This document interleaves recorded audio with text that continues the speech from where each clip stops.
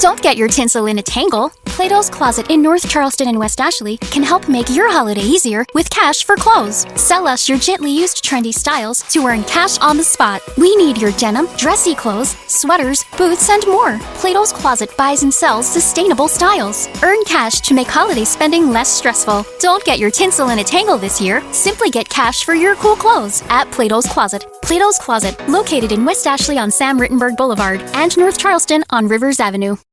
Hi, it's Lindsay and welcome to BB on Blast. It's finale night and I am joined by a familiar voice.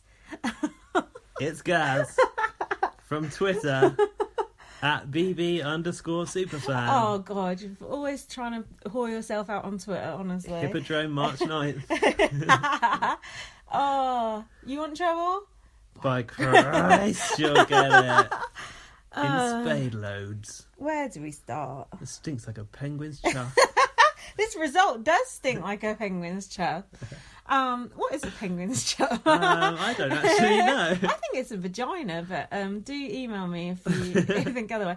The email address to this podcast, by the way, is bbonblastpod@gmail.com. I never say it, but that's what it is if you want to email. Inundated will be. Some people do email. Someone just commented on my blog. Jedward and Kim may not have won, but they're winning at life, and I like that. It was nice. It was better phrase than that, but I fucked it up. It's a lovely sentiment. Yeah, you fucked it right up. It was E who posted that on my blog, so thanks E. We all like a bit of E, don't we? Don't we, love E? And we needed a bit of spiritual enlightenment following that terrible result. It all started off quite well, though, didn't it? Oh, it's going so well. So we're going to talk about the result first because we've got to, and then we'll cover some other crap that happened in the week. I mean, good stuff that happened in the week. So, what did you think in general to the eviction outfits, the final outfits? Did you enjoy them? I liked Emma's dressed by Tim Burton black and white look. I thought it was interesting. Emma always dresses absolutely beautifully. I don't know if you've noticed. She wants to stick to just black and white. What about Bianca's pinhead Viking look? Princess Leia tribute outfit. I quite like that, apart from the dodgy headpiece. Her head looked weird. Yeah. So did they get makeovers or not? We don't really know, do we? Judging by Nicola's hair, I don't think that. Or maybe Jedward did it for her. I don't know. How could you focus on Nicola's hair when those boobs? They were absolutely ridiculous. That so was unrealistic. Deformed, if anything. And, no, they didn't say that. What did they say? Not attractive in any way. So what was the final? Oh, there was like some highlights packages, wasn't there? And then there was. Oh, they sat down to watch the house highlights together. And then they were all in the diary room together. That was quite nice. You never see all the housemates in the diary. Back in the day, they used to always pile into the diary room together. Yeah, and they had a big enough chair to sit more down. Yeah, that's true, actually. No, it's just like a stool. As the chairs got smaller, the quality has also got worse, hasn't it? It's true, though, isn't it? Correlation here. There is. So first out was Bonker from the strip club. Were you surprised or happy or? I didn't think it was going to be her first, actually. We thought it was going to be Coleen. I thought Coleen. Shows how little we know. Yeah, and I did see all my predictions in a gold envelope. I haven't tweeted them yet. Well, they're shit. Yeah, they are shit, actually. Well, we just watched a little bit of bots, and Emma thought Callum was going to win. Yeah, fix, that's why. And Ryan thought Spidey, did he? And we wish. So then, yeah, anything you want to mention about Bianca's interview? I meant that seriously. Well, there was a distinct lack of CJ Meeks. He wasn't there. That's because she got booked to come in there single. Yeah.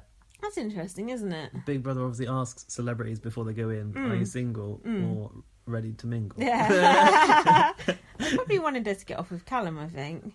Rekindle the Love Island spark. I think so. Actually, that did come up. Emma questioned her on that in the interview. That's the one thing that I took from the interview, is that Emma actually mentioned they had a history. And then in the interview, Bianca said, "Oh, me and Jamie are both sick of talking about it." Ooh, tough shit. They're not going to be sick of talking about it when they're doing the fucking magazine deal next week, sick about it now because you want to hold it in for the deal. Yeah. Yeah. Storylining. And was it Bianca or Emma said that she was going to go and enjoy the afterlife of Big Brother? Yeah, Bianca said she was going to enjoy afterlife with Jamie in Dubai. Is CJ Meeks going to offer? We did also note that they're going to Dubai, and that's where Bianca and CJ Meeks used to holiday together. So that's a bit weird, isn't it? All these offensive C-list celebrities holiday in Dubai, don't they? I don't think they care about the human rights laws over there whatsoever. So after Bianca, there's not really much else to say about it. Sorry to listeners in Dubai. Well, yeah, sorry to you, because you're not even allowed to kiss him. Do you even kiss, mate? Whatever. So next out, surprisingly, was Mean McLean. Nicole McLean. McLean. She's got a lot of different nicknames, actually. You little bitch. She was out. Lovely girl. Her fucking cleavage came out about 3 minutes before the rest of it did. And then there was about 5 minutes of interview where Emma was just going, you got lipstick on your teeth. There was nothing in that interview. She didn't ask her about the baby comment. No, of course. What we wanted to know. Nicola didn't even slut shame Bianca, which I was a bit disappointed about. Takes two to tango. Hasn't Emma just stopped grilling people on the final night? She's just like, it's all good. Yeah, she's learned from that Makosi incident. That wasn't Emma. Davina, innit? But since then, they can't have a bad word said on the final. Like when Bear won, did she dig him out about his behaviour or not? I think she did a little bit. I can't remember. I think she did. I think she did tell him off a little bit. Should have got him for lobbing that glass. When Helen Wood won, she definitely had a go at her. Did she? Yeah, definitely. I was there, but I can't remember. Pigeon-chested twat. So Nicola, whatever. The mafia had fallen at that point. That was good though, because we knew the mafia were all out. Yes, apart from the satellites of the mafia. Yeah, I suppose so. And then, Emma said to Nicola, "You're similar to Kim." Yeah, she weren't happy about that. I actually wanted Nicola to be top 3. I did too. As much as I don't like her, she's been the centre of most of the action. She has provided a lot more entertainment than Coleen or James C did. And she's only got one functioning eye. And lots of catchphrases that Kim said about her. You're a little bit same one. What did she say the other day? Little Miss Perfect. Was it sad? She's like Little Miss Innocent or something. That's good. Bunny Mother, wasn't it? One of them. Mother Bunny. Then, Nicola, whatever. I'm just rattling through the final because you just watched it. You don't really give 2 fucks about it, do you? Not you, just the listeners. Well, either. Me, yeah. Well, same. So next out was James Cosmo. What? Everyone's favourite cardigan wearing chain smoker? Was that a shock to you? Did you think he could go further? I've wanted James Cosmo out for ages, but I think that I did think he was going to go further than this. Well, no, because I'm referring to my predictions, but I did want top 3 Kim, Jedward, Nicola. Same. That would actually be about right. He would have come out just before the top 3, right? That's true. And I thought he was actually quite funny in his interview. He said a few funny things. You were lolling at him in his interview. I know, but I was eating my takeaway and then I missed all the things that he said that were funny, but there was some things that he said that were funny. Can't think of any now. Actually, in my predictions, I said he was going to come second, so I don't even know what I predicted anymore, but it's not what I wanted. And I liked it when he said he was just like watching the housemates through the window. It's like watching a cartoon. That was quite funny. Like a silent movie. Yeah, that was good. You probably remember silent movies, so... And then when Emma said, let's look at your best bits, he went, that'll be a very short reel. True. It was actually. I don't remember that chocolate thing being in the best bits, though. That should have been. What was his best bit? That was funny. But we'll talk about that in a bit.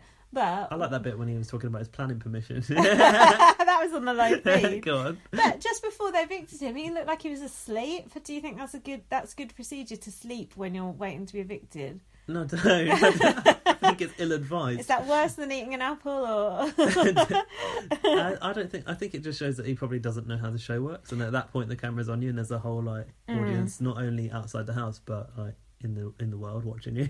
He did look very happy to be out, I must admit. Big Brother should have told him off for sleeping in the day. And I know what else Emma said. Yeah, true. She said, "Why did you do it?" And he said, for the money. Oh yeah, he did say. I think he said there's financial reasons. I wonder how much they paid. I'd love to know how much they paid him, wouldn't you? Yeah. I mean, how much does it take to tempt James C into the house? I can't imagine he gets paid much for his bit He parts. doesn't know, like, what the going rate is anyway. Like, he doesn't even... do you know what I mean? Like tabloid people, they know. Yeah. He doesn't know. You don't know. He doesn't know anything. Do you think he got paid more or less for Game of Thrones? He was in Game of Thrones for a while, Oh, wasn't was he? I think I don't fucking know. I don't. Killed by his own people. I don't do dragons. So then, at this point, I wrote, "Why does Coleen always get so far?" Little did I know. Oh, God, yeah. So it was basically when it was the three people left, Coleen, Kim, and Jedward. You knew that whoever the result for the third was, that was going to be like game over or whatever. And then they announced that it was Kim. We were like on the floor. Because it would have been so good to have a Kim and Jedward final two. It would have been so good. What are you going to think of when you think of this series? Kimward Burn. You're an adulterer. Excuse me. Like all of those catchphrases. Yeah, like, too many. She is an icon of this series, and she's now, as far as I'm concerned, a Big Brother legend. She is. She's up there with like Vanessa Feltz. And that legend thing is like bandied around like so easy. Like everyone's like, "Oh, so and so's a queen," blah blah blah, and all this fucking shit. Sorry, Pete Burns, McCrurick, Woodburn, like they're same level. Those are the three. I know, but people say it about people that it ain't. Do you know what I mean? Right. It's like, Jim Davidson. no, like not Tiffany, because Tiffany was good, but like some people like that, they're like, "Oh, so and so's a queen." It's like, like Gemma Collins, queen. Like, no, I don't know. People say it's thrown around liberally, but with Kim, people always use that queen term. But with Kim, it's actually true, and I would never ever say that, but it is actually true in Kim's case. Glistening queen. Yeah, that's true. That sounds weird. So then, do you think that it was the split vote that came into play here and that fucked Kim and Jedward over? Kimward, as I like to call them. Well, until we see these voting figures, it's hard to know, isn't it? Good luck with that. Yeah. Channel 5 release those figures. I think they might actually, like, sometime in the distant future when we've all forgotten about it. But, yeah, actually, Team Jedward and Team Kim were very closely aligned, weren't they? So, therefore, they were probably... There probably wasn't much in it between Kim and Jedward, and Coleen was able to float through that gap. I think you're right there. It's got to be. Definitely holds water. But who is voting for Coleen? Who? I don't know. But I tell you what, none of them can spell her name right, because Coleen with 2 L's trended on Twitter all night. That's like Callum with 2 L's. I've done that. More of Callum later, unfortunately. I don't know who is voting for Coleen, but... If you listen to this podcast and you vote for Coleen, can you tweet me so I can shout at you? Thanks. Because Coleen said, if people vote for Kim to win, I want to interview them afterwards. Well, fuck you, bitch. I want to interview your fucking people who voted for you to win. Coleen, if you're listening, we'll come on Loose Women this week. We're available. No, I can't understand it, but, she did get those top votes the other day, and it's probably that same brigade. I don't get it at all, and I don't want to know. Can't just be her family members, can it? I know that Irish people have big families, but it's not, the Nolan sisters ain't that big. And Jedward are Irish too. Yeah, and all of Colleen's family have died around her. God. Said Angie Best. I'll go lower. So Kim's interview with Emma was it was iconic. I will use that word. Queen. Kim did slay it. And Kim went, "Don't start with me," to Emma. That was good. She started trying to argue with the crowd. She was quite conscious of her own catchphrases that had been picked up on it, like all of a sudden. I don't know how. That's because they watched those clips the other night, wasn't it? And Emma's like, "Oh, how have you found it?" And Kim's like, "It was horrible being surrounded by the gang-handed mob." It's like, Jesus. But what I didn't like, I don't know what you think about this, I thought it was absolutely disgusting. Know what you're going to say. Yes, the fucking old housemates, used up old housemates that we didn't want anymore because they're shit, in the studio, not even stand outside in the rain like the rest of the plebs, idiot general public, goading Kim Woodburn, Spencer going, bleh, just like he did in Colleen's face at that time. Insulting Queen Kim. What is going on? Well, for a start, why did Big Brother let the audio come through at one point? Well, the audio is fucked all night, to be honest. Audio levels, what's going on? Yeah, disrespectful, that. Very disrespectful. But she did give him the finger back, didn't she? She did. Kim gives the finger. But Spencer was being particularly pathetic. Spencer and Hyde, they're like, oh, we're the real winners. Well, no, you're fucking not. You were boring as fuck this year. You didn't have one storyline between you. Go fuck off back to with your crystals. Yeah, I'm done with them too. Yeah, I'm done with them now. Like, if they said they're coming back again in the future, I'd be not interested. But what I did like was when Kim called Nicola out for saying that Heidi and Spencer had to get their dinner first. Oh, yeah, because they got OCD. And Kim goes, oh, Nicola said, we don't argue in this house because we're all friends. She's like, I'm not friends with you. I don't know these people. Yeah, I want to argue. They're acquaintances. And then Kim said she decided to be a cobby old crab. And we might have misheard that, I'm not sure. And then she said, if you come for one woman on her own, I'll have your guts or garters. That was good. I like people who say guts or garters. And then she said about they're not my friend. She said she's got a darn cheek, little madam, about Nicola. So good. And then Kim said something about bullying, and then Emma's like, oh, it's a strong word and all that bullshit. Well, stop that. Stop it. Never mind. It's not like cunt or something. It's just bullying. Shut up. Bullying's a stronger word than cunt in Big Brother. Yeah, it's like kids do it at school. It's not that bad. Depends how bad at it. I like Kim's long red nails that she had as well. She looked cool. Oh yeah, and then was she saying don't start with me? Oh yeah, she's saying don't start with me to the crowd. Oh, it's just so good. I wanted to see Kim's husband, but I didn't really get a good look at him, did you? She said hello spouse. Did she? Yeah. And then something about making babies. Hello spouse. That's brilliant. I love it. Kim's interview was and her best bits and like her arguments, her argument reel and her best bits. It was just. It's all best bits. It's just the best bits in the argument reel is the same thing. It's just different variations on a theme, wasn't it? They didn't play that remix though, which is a missed opportunity. That remix is. They should have shown it. Do you know, like, back in the day, we used to go like, "Why you've been in the house? This has happened." Could have been like this remix of your argument's gone viral. I wonder if they might have it on the box bits. Probably not because it's like better underground content than they could create. Yeah, exactly. But that remix is proper exploded. I think off the back of us playing it on the last podcast. Must be. Thank us later, Dave Wall. So then, I keep wanting to call Emma and Nicola for some reason. Emma announced to the house who'd won out of Jedward and Coleen. Silence. We sat here.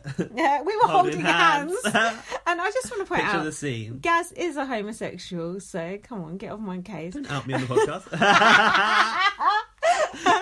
I thought people knew that as you're a Big Brother fan. Yeah, we're all gay. All the Kim fans were gay. Hashtag Kim to win. What a queen. But we did hold hands. We did. And I was waiting for us to be able to cuddle and high five and scream. We were going to let fireworks off outside the house. I had champagne on it. Well, Prosecco on. Mirrors on the ceiling. mirrors John Tickle. Piled up with cocaine. No, not really. Not these days. It's sugar. Yeah. Oh my god, was that in Jedward's best bits? Fucking should have been. No, best bits. Oh, best bits. So good. Yeah. That wasn't even it. That was so good. Yeah, maybe we'll do some sugar later. So yeah, we couldn't have the jubilant celebrations because it wasn't Jedward that was winning. It wasn't a Jepic result. I just knew it. I just had a. I knew it. I knew it. It's me. It's just like that before. It's just like, oh. Why can we never have nice things? Never. What is wrong with you people? It just feels like you're never going to get the result that you want, even though it's been lined up so kind of perfectly towards the end. You've got those two great housemates. I mean, Jedward and Kim. Yeah. Like, we could have topped off this, like, pretty good series, I would say, overall. I heard you earlier on Twitter earlier this week going, oh, this is one of the best series ever. I thought, no, calm down, mate. Free-litted.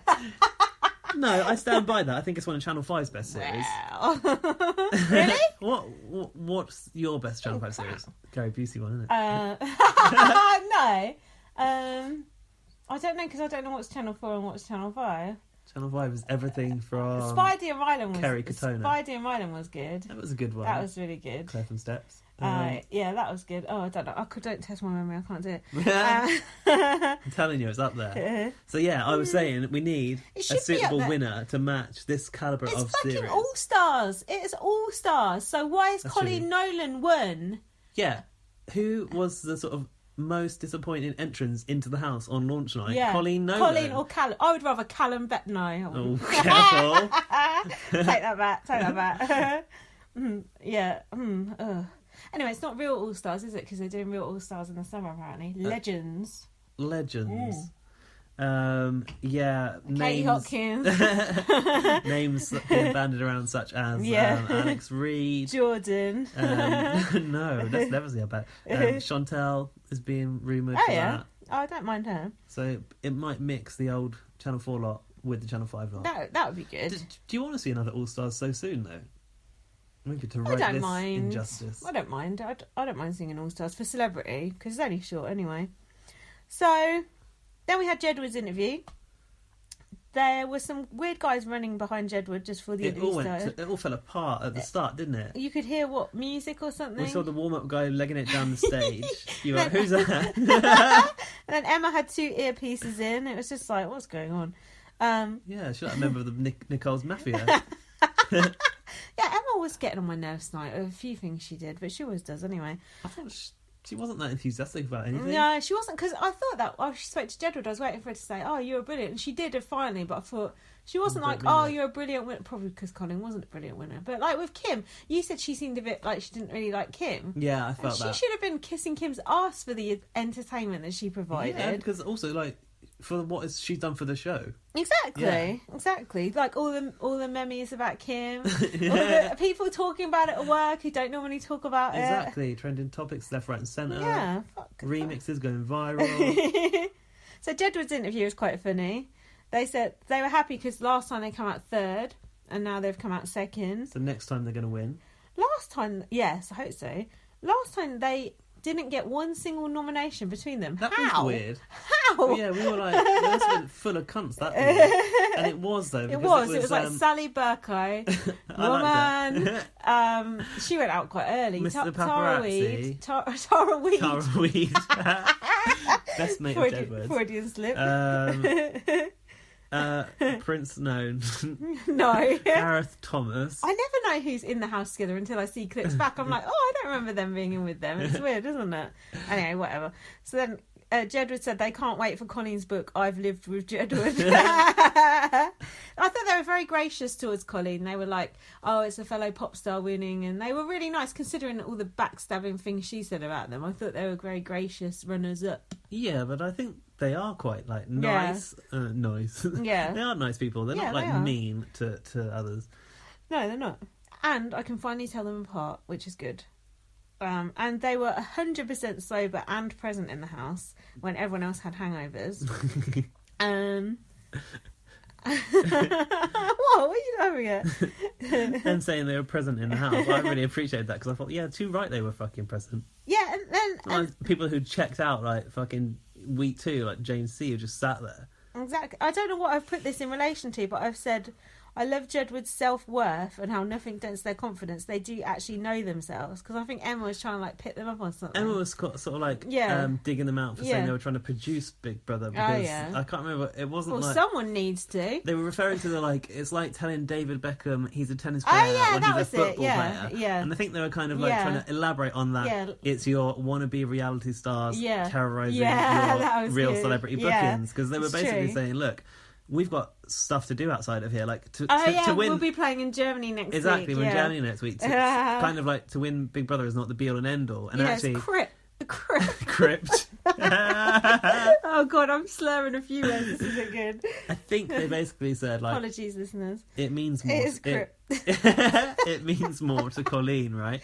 Yeah, because she ain't got nothing else going for her. Yeah, and they'll hand it to her. And then they dealt the final hammer blow when they said to Emma, bring back the 24-hour link. 24-hour link. Too right. Bring back the 24-hour link. And were they saying that if there was a 24-hour link, we'd have seen like more of them? We'd have known they were present all the time. She was saying, was it the real them, blah, blah, blah. And they were like, yeah, we're 100% us all the time. Bring back the 24-hour link and then you'll know. So... how about Big Brother production? Next series, you might want to recruit Jedward, because they'll probably sort your show right out. They'd do good tasks as well. Yeah, they would. Could be like Big Brother Jedward hijack. Oh, that'd be good. Yeah. Oh. So did you feel any positive feelings towards Coleen winning at all? Did you like the fact she got emotional? Yes. Or... Yeah. I did actually like... did too. She was crying. Yeah, it actually meant something to her. And I can't remember the last time I've seen a winner that actually it meant something to them. Yeah. So there is that, but I think she just kind of sat this series out on a bench chain smoking, and that's not fun for me. No, or me, or her. Who was saying about nice people winning? Was this just Twitter? Was this just Twitter chat? Or did Emma say that? Emma said it, yeah. We just want a nice person, like a normal person to win. She always says shit like that. Yeah, a nice person can win, but a nice person that is entertaining. Like, yeah, Jedward would have been nice people. Jedward was nice and entertaining. Nadia, well, I don't know if she was nice. She had her tantrums, but like Brian, nice and entertaining. Nadia was nice. Kate Lawler, nice and entertaining. Like, it is possible, but... Brian Bello, I think. Brian Bello, yeah. Brian Dowling. The two Brians. Yeah. Now, we were saying how they never get the eviction music right. But for James C, he actually come out to Lust to Life, which is off the train spotting. So someone actually thought about it and actually did something relevant. Well done. Whippersnapper off the bots team. But who knew that Coleen was so into drum and bass? She loves it. Loves it. I mean, why give thoughtful songs to some people and not to others? It's stupid. Just be done with it and get rid of the music, or just go back to the Big Brother theme. I would have put a Jedward track on for her to walk out to, see how she likes that. Jedward didn't even walk out to a Jedward track. They got Britney. At least that's relevant to them, though, because they like Britney. Yeah, but I wanted them to get a Britney Ed Sheeran mashup. Oof, that sounds my worst nightmare. It's funny about that Kim Woodburn mashup, because my friend Lee texted me the other day and he just said, it wasn't you, it was him that texted me. It's just that bit that said, yes, I've had a wonderful evening. Yes, it's been a fucking delight. And he said, I've had this in my head all day long. And I just replied back to him and went, me too. It's so good. It's been a fucking delight. It's just like the and tune, it's the movements of the video with that bit. Yeah, the tune just gets proper stuck in your head. If you are listening, Dave Wall, we need an extended remix of that one. Come on, Dave Wall. Do another one as well, because they're really, really good. They're amazing. So then Coleen said, if I put my hand on my heart, I didn't deserve to win because I've been boring. Discuss. Yeah, agreed. And then... I don't think a winner's ever said that before. At least she was honest, I guess. Yeah. And then she said she found the experience relentlessly negative. Yeah, she said that Big Brother were a lot harsher on them this year, and that there were only about 3 fun tasks. Now, what else happened in her last series? Can you remember? I don't even remember who she was in there with. She was just arguing with Julie Goodyear, and she was carping about Julie and Clary in her audition video. Not audition. Shut up. VT. Surely putting up with Julie Goodyear is worse than dealing with this year's Big Brother. Like, I don't think Big Brother's been that bad. I think she meant like because they call people to the room and then just boot someone out, like Austin and Jamie. I think she meant like that. Like she was on edge. I suppose that would put you on edge, wouldn't it? If you're Probably, in there. yeah. Probably, yeah. Like, we're just going to play this game. Oh, sorry, you're evicted now. That's quite funny though. Can you remember anything else of interest that Coleen said in her interview? Not a single thing in the whole series. I was just annoyed that she beat Kim. I was annoyed that she beat Jedward just because she hated them both so much. I was annoyed that she beat Nicola. Nicola's a much more kind of at least providing housemate in terms of like what you want out of a Big Brother housemate. Yeah, passion. Yeah, she's a and cow. She lets it all go. Like she's completely like. I mean, she's a lovely person. She's got a lot of sadness in her. She's absolutely horrible. I can feel it in my heart and soul. Lovely. She's not a lovely person. She's a little bit. But yeah, it's just like. It's such an anticlimax. It was, and it's really hard to be enthusiastic about it. It always is. It always is an anticlimax. I know. When was the last time that it wasn't? When Aaron won for me. When Gary Busey won, that was good. Oh yeah, that was good. That was the first one in ages though that was any good. I can't remember like one other good celebrity winner that I liked. But then I can't remember what I did yesterday, so that doesn't really mean anything. No, but literally since Channel 5 started it, there hasn't been that. There's like good winners. We should look back over all the celebrities and think about who we would want in the Legends we series. Should come to that. Yeah, for like our picks. Coming up. So shall we discuss some other things that happened this week? I know it seems irrelevant now. We'll go back to last Saturday, we can't. Oh God, Where don't we tell left people off. that. No, because there are some interesting things that happen. It's just now they've been coloured by darkness, but you know, what can you do? Okay, let's have a look. So now we're going to time travel back to what we've missed. Now, you may remember on our last podcast we talked about that very intimidating moment when, was it John or Edward came up to Nicola. Hang on, you said you can tell them apart. I can now, but I couldn't then. I couldn't then. Not from behind. They approached Nicola in a very intimidating manner. This is the morning after, and Nicola went to the diary and she said, "Oh, they slept in Spencer and Heidi's bed, and it was like a dog pissing up a lamppost." And another dog comes and pisses up it, and another one. That's what she said. Wasn't it just that they wanted to be close to Heidi and Spencer, so that's why they did it? Well, or that they just wanted to have some fucking personal space and be in a separate bed. Oh, don't be stupid. Edward don't want to have No, personal of course they space. don't. Take a bath together, putting foam on each other's butts. And then Nicola went, "Oh, John was a bit scary last night." She did say that. Fuck off. Which of these things are scarier? A kitten. B, a puppy. C, John from John and Edward. Well, that is actually John from John and Edward. Scary. Even when she said it, she didn't look like she could keep a fucking straight face. There was a change in the tone, and it was knowing that I'm putting out that was scary for me, and this should she might as well have make a note of that, Big Brother. Yeah, I'd be embarrassed to say I was scared of a Jedward. Like, fuck off. You're meant to be like some hard ass in there. And like, how many days were left? Like, what kind of game is she playing? Does she think that Jedward is going to get ejected? Like, not off the back of that. Not if Kim got away with all her murders. This is when Callum was starting to get a bit stressed out by Jedward as well, but that came on top a bit more. Just the ear infection there. Jedward said, "We don't waste our lives on people that don't matter. No one's going to stop us being who we are." I still can't do a Jedward impression. They said, "The Blair Witch stirs things into her cauldron, and her laugh is like something off a horror movie." That laugh is That fake. laugh is bad. I've got a bad laugh at her. I don't remember having that laugh back in the Shred It's Shred fake Shred as days. fuck. Like Jimmy Carr. She's like, I do kind of like her laugh. sorry, that would be a bit shrill on the pod. Sorry. Look rather, at those lines going right. Rather you're shrill than me. I do like her laugh though, in a way. But only Makes you feel better about yours. Yeah, because I've got a good cackle. But yeah, it's a bit scary. Oh gosh, now things started to get a bit hairy. Vanessa Feltz came into the house. Of course you did. For the courtroom task. No, I was moaning about Vanessa Feltz coming back in because they always wheel her out, don't they? Hide the chalk. What's your thoughts on Vanessa Feltz in general? In general, I've actually found her quite entertaining in her time in Big her. Brother. I liked her back in the day when, I don't know, it was like, Big Brother was a week long. Celebrity Big Brother was like a week long back then. And she still went She nuts. still cracked that. I like her. I hate it. People go, "I hate Vanessa Feltz." I just think, oh, fuck her. Oh, she's fat. She's annoying. Oh, go fuck yourself. You're fat and annoying. And she's not fat anymore. No. She lost loads of weight and she's actually really intelligent. And she's like a funny. really, she's like such a kind of accomplished broadcaster as well. But she also loves a bit of Big Brother, so I'm all for that. And often I do disagree with the things she says about contestants, but I still like the way she says it because she still says it in a funny way. What's funny just is, like me.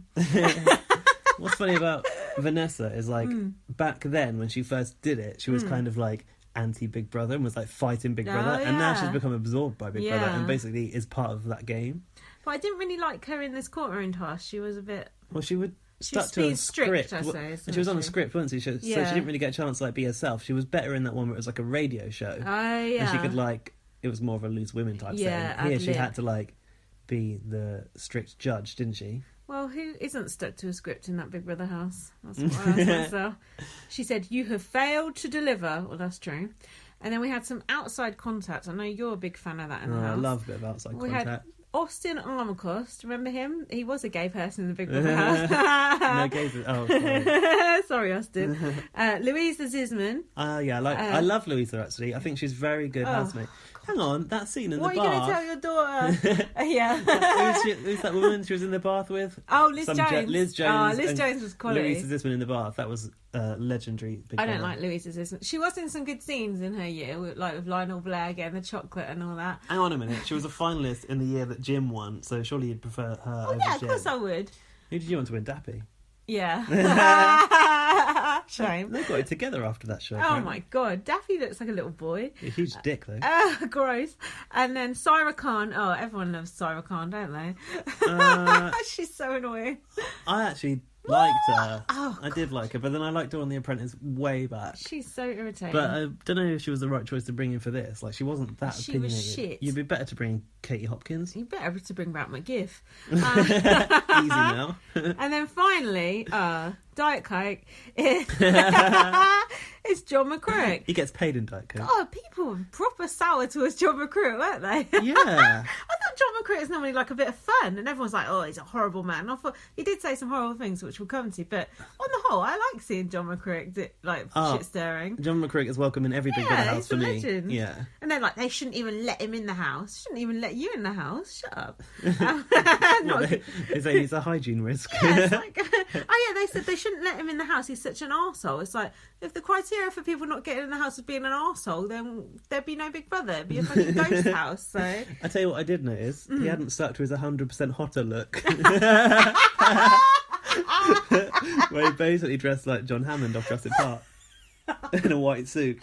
he was like, "Oh yes, I do like it." He wouldn't let them cut his hair. Chucked it right in the bin. He wouldn't let them cut his sideburns. They pinned it back. It looks so gross. They twizzled up his lamb was chops and pinned them disgusting. behind his ears. Oh. If you don't know what 100% hotter is, it's Be grateful. it's a reality show where reality stars go and get a makeover. You should definitely Google that. Yeah, Lauren Harris got a good one recently. A Nicole Kidman makeover. So then, Bianca was the first person called to the stand. Ooh. She had to defend herself against accusations of fading into the background. Mm-hmm. And in her audition, shut up. In VT. her VT, she said, "I'm strong and I'm feisty and I'll stick up for myself." And they're like, "Oh, why aren't you like this now?" And she went, "Oh, I'm still trying to find my feet." Still Find trying your to feet? find your fucking feet, bitch. You've been in there 3 weeks. Say 28 or Yeah. something. I don't know. It's dear 20. I can't do it. Dear 28. Can you do his voice saying Nicola? Because I like the way he says Nicola now. Nicola. Yeah, that's good. Yeah, and she said there's a lot of big characters in the house. "Oh, are you still waiting to come out your shell, Bianca? You come out long enough to piss old CJ Meeks off, didn't you, bitch?" Lucky CJ Meeks wasn't brought into the deck. Yeah. He wanted to bet. come in. He wanted to come in, but they thought he was going to beat the shit out of Jamie because he's a Hart. cage Yeah, fighter. because he did look musty, but he looked disgusting as well. He looked gross. But he said he would never. He's not that kind of person. He's a lovely guy outside of the ring. He's a lovely guy, but a little bitch. He said he was never going to speak to Bianca again. If someone had done that to you, got off with someone else on TV, I'd want to speak to them again. I'd want to fucking tear them a new one, wouldn't you? Fucking right, Yeah, you would. he said he's just never going to speak. Imagine all that anger. I'd have trashed the house. I'd have Maybe he's mental. feeling better because of the magazine deals now. Yeah, that's And true. actually, he's profiting out of it, and he's probably bought himself a new flat. Hell yeah. Probably got some decks. And then Syra Khan said to Bianca, "You've let yourself down. You've got a boyfriend. People don't understand why you're doing this." And Bianca said, "Because it feels right." Oh, Yeah. well, Oh, how fair play. If it does feel right, then How well, romantic. But she doesn't want to talk about it anymore until... until OK Magazine have been in touch, which they already probably have. So then your buddy, Louisa, talk like a baby, Louisa. She does have an annoying voice, I'll give you that. Annoying. Said to She went all dramatic. Oh, this is later. Go on. Yeah, she said to Nicola, "You come across as paranoid, argumentative, horrible to John and Edward." True. They just have to breathe and you're on them like True. a ton of bricks. True story. And then Nicola said, "I'm very aware that's how I come across." Okay. I said I wanted to live with Jedward and now I regret that. Do you actually get a say in who you want to live with? And then they take that into account. Oh, Nicola, Okay, they jot them down. She wants to live with Jedward. And then John McCrick said to Nicola, "Why can't you stop swearing?" And she said, "Why can't you stop being a prick?" He didn't have an answer for that. No. That was a good comeback from her there. And then John said about what John McCrick... No. What did John said to Louisa, sorry. "It was 100% fact what you said. Thank you so much, kind lady," to Louisa, because she put Nicola on blast. And stood up for Jedward. The jury were supporting one another. Kind lady. So then, this is when Jedward were getting a bit on the old, defensive side like they do. Oh, it's not like that. John said, we see Nicola as the Blair Witch, going round, spreading stories. They're all under her spell. Yes, that was a great Jedward. Keep it going. Oh, I'm just one Keep going glass higher. away from You not... gotta go higher. Every Jedward goes higher and higher. And then they said, they're just bullying the house. And then Vanessa said, oh, be very careful of using a word Word like bully. It's a very strong word. Why is it with people in the word bully? Like, grow up. Here's a strong word for you, motherfucker. When There. someone says the word bully, it's like alarms go off in the gallery I down know, Big it's Brother. like, oh, God, Stern Big Brother we're comes gonna out of his get bed, waking up in the middle of the night. Yeah. Who's being a bully? Yeah. And then John said, trust me, she's more than a bully. Yeah. About Nicola. More than a bully. So then, this is good actually. So then Austin stood up. Oh, Austin. I love Austin, but this was so hard to watch. I love Austin, but he really made a downfall of himself. And so Austin stood up and John said, come on, give it to us. I'm sure it's all preempted and rehearsed. And then Austin went, don't interrupt me when I speak. And they went, we won't interrupt your last moment on TV. Insightful though, like, it's true. What's apart from bots, what's he going to be on? And then Austin went, everything you do makes people upset. You're ridiculous, ignorant and childish. And Jedward said, you only came in this house to make a name for yourself. And then Austin said, you're both a pair of little pricks. That's rude. 25 years old, you act like you're 12. And then Edward said, the thing about me and John is we stand on our own 2 feet and we're not weak. We don't need to latch on to other housemates. They sit around and spread stories with the ringleader, Nicola McLean. They call her McLean, and she goes, McLean. Every time. Imagine how many times she's had to correct people like that in life. And then Callum suddenly pipes up and Jamie goes, stop going on about the fucking clique. Yeah, say clique because that's how it's pronounced, you fucking moron. There's a lot of that in Big Brother though. James C looked like he was asleep as usual. Oh, funny that. James C's always trapped in these little task rooms that you can't fucking get out of. So they're just like waiting to get out of these task rooms and have a cigarette. He's been trapped in the whole thing since he got that pass to the final.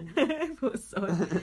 And then Jamie said about Jedward, they're great lads, you can have a laugh with them, but we act like adults and they act like they're 12. All they want to do is be on TV. Well, that's all they want to do. Be on TV. Sorry, why do you go into Big Brother if you don't want to be on TV? Well. And then Jedward said, I'm just reenacting the whole episode for you. They isolated us and never included us. They buy into the stereotype of us, but we make more effort than anyone else in this house. And then Cyrus said, oh, I thought she said it to Jedward, the nation adores you, but she actually said it to James C.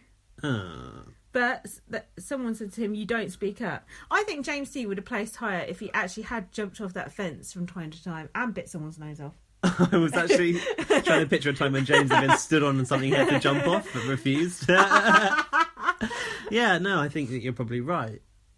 And I don't think we'll come on to more of which later, but I don't think his arse licking of Nicola McLean went down well either. Do you think he was pressured into saying he loved her when she went, I love you? No, I think he does actually love her. Or at least he probably fancies her ginormous rubbery knockers. He's just a satellite of the mafia. Mother bunny. And then It stinks like a penguin's chuff. Gaz had to ask me earlier what a chuff was, and luckily I knew. We didn't know. Yeah, It was that's a not vagina. true. You didn't know. Yeah, I didn't know. We weren't sure. Yeah, but I said I think it's vagina. Yeah, but didn't I? we've since had verification from Oxford Dictionary. They've called us up, and it is slang for vagina. Yeah, I already knew that. But the phrase is cold as a penguin's chuff. But Kim said that porridge stank like a penguin's chuff. And then, yeah, so they said to James C, oh, you don't speak up. And he went, I may not have brought much, but I've learned a great deal. Oh, he's been on a journey. Gamer. I don't know if people say journey that much. I don't know. So then Kim come up on the stand. Oh, lovely. Before she went in the house, she said she'd only start an argument if provoked. She was brought up on this by Vanessa. Yeah. And then someone said, why did you start off so angry in the house? And she said, I don't look for trouble, but if you come to me, my God, you're going to get it. Then Louisa started doing a Kim impression, but she said chicken-livered maggots. That's not what Kim Maggot says. was never... No. Maggot? That's Pete Burns' series of Big Brother. That's way back. Maggot. Maggot. No one said maggot in there. And then I forgot Maggot was even in that year. It was so irrelevant. He was a fence sitter as well. I do remember that. No, and I liked him though. I liked him, but he was too much of a fence sitter. And then Louisa said to Kim, "I'm so fascinated by you." And Kim went, "All right, don't pile it on, love." Yeah, she did. That was great. I tweeted that. That was so good. Oh, don't pile it on, love. And then Vanessa said, "Oh, people wouldn't expect a lady of your standing to behave like this." And Kim went, Right. "I clean toilets, dear." That was so good. Yeah, just that whole thing was brilliant. And then I clean toilets, dear. yeah, like, I'm not a lady of any standing. I'll talk however I want. And then John McCrook called out Jamie for having a showmance for airtime. And Jamie's response? He said, "When you have a beautiful woman lying in bed next to you, it's hard not to get horny." That's romantic, isn't it? Okay. Horny. I'm horny. That's a horrible thing to say, isn't it? It's hard not to get horny. Think about CJ Meeks watching that at home. Oh. Have some respect. You're meant to be a respectful man. Apparently you're not. Talking of respect, Vanessa said to Callum, "There's a gap between the expectation of you when you came in." There was no What was the expectation? expectation of Callum? I couldn't even remember Callum from his first series. He had a bit part in that series. The only thing I remember is that row he had with Prez, and then he got Perez a letter said he'd stick his cock up his arse. and then he got that letter from Rudyard Kipling. That was it. I know. Two things. And he said he was going to show a funnier side to himself. He's been a hilarious character in the house, isn't he? Oh, the laugh. He doesn't have a funny side. Can you think of a single funny thing that Callum did? Oh, I can. Can you? Well, not really. Not He him. wore that Batman jumper, and Chloe went, "I like your Batman jumper." He's had swallows on it. Yeah. Where was Chloe tonight? Oh yeah, Chloe wasn't there. Rest in peace. Probably rubbing a clit on something. Probably out on the raj. And then, but that dog was there that she rubbed a clit on. So. Which is what reminded me she wasn't there. Because I thought, oh, if Chloe's there, she's horny, she can rub a clit on you. That dog's there. And then I looked around, Chloe wasn't there. And who else wasn't there? Ray J. Yeah, probably getting dental work done. And having a McDonald's. But who was there? Brandon Block. Oh yeah, with a new haircut. Same old teeth though. So then, who was it? Oh, they called Callum out because Vanessa said, "Have you ever betrayed a friend?" And then they showed the clip of him saying that it was Bianca and Thingy was a storyline. Now, what's your take on that? Did you think that Callum was bad mouthing Jamie and Bianca? Yeah. I actually You didn't think that he was. I think he was just being aware of the way the show's made and that a romance is a storyline. And I thought like Bianca and Jamie like harnessed that as part of their storyline and were like, "Oh, this is like really bad, really brutal." I disagree because I wrote down exactly what he said. Go on, let's hear it. He This is said, verbatim. He said, "I know that it's a storyline. They know that as well. They're playing up to it massively. That's the offensive part, I think. That is offensive, actually. And it's part of the process. So, yeah, I agree. The storyline thing, yeah, but they're playing up to it, I think. Yeah. Then he went, "Oh, you know I thought it was cringe when you were bumping and grinding." Well, you fucking Aunt Mabel in the corner. They can bump and grind if they want. He gives a fuck. It's funny because, well, we're going to come to this, I'm sure, but the next day everyone started, like, acting and making Bumping scenes. and grinding. yeah. All the offending people, like, all these, like, people that have been slagging off everyone else for doing shit, started doing shit. Anyway, yeah, it's true, they did. But it was good to see Callum under the cosh and backtracking and going, "Oh, I've been very supportive, blah, blah, blah." And then Bianca was just like, "Callum!" That was good. And then Nicola went, because she was the one having the conversation with Callum, she went, "Oh, they've made that look worse." Yeah. Yeah. We didn't see it before, though, did we? Yeah, we did. That Yeah, was another example of me not having seen something. Oh, God, call yourself a Sue. And then... who did he say that? Oh, God, now, have some respect for the winner. John McCrook said to Coleen... I've written down a lot of quotes for this Pretty episode. harsh on there, wasn't he, to be fair? When you were in last time, you were the most boring, dull housemate there has ever been, Okay, correct? yeah. And you've lived up to your reputation. Correct. True. I've made allowances that you're a time of life that's difficult for women. Ouch.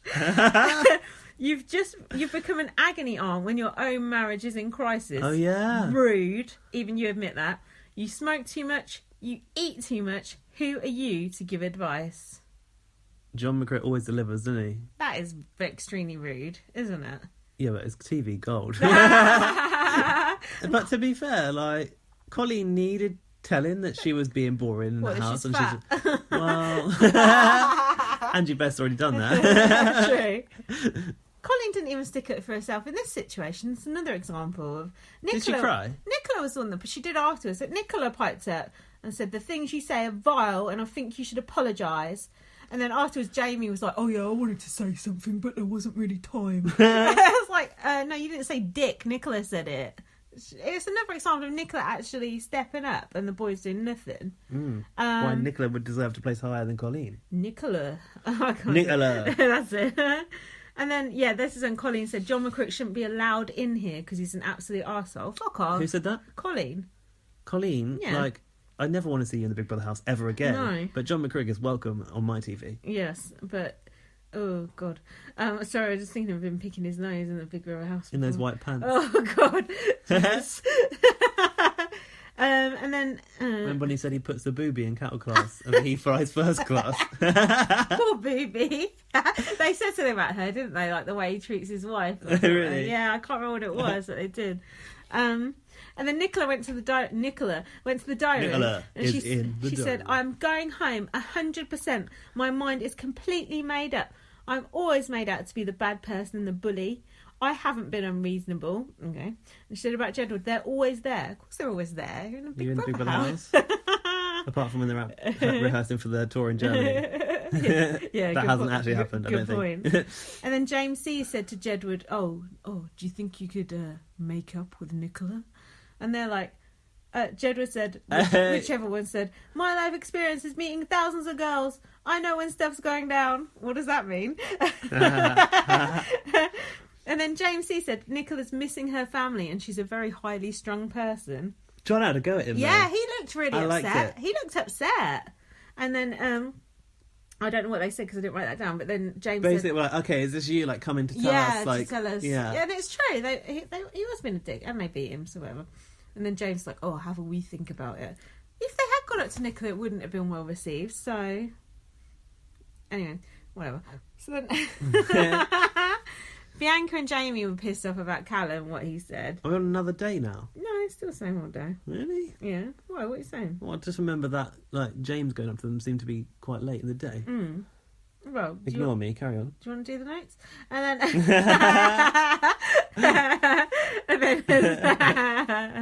oh, yeah, so they were slagging off Callum, and then Callum suddenly, like, shot into the room like he'd been, like, eavesdropping outside the door. Did you notice that? This is when he, like, did that weird glare through the glass. No, that was another time. That was weird.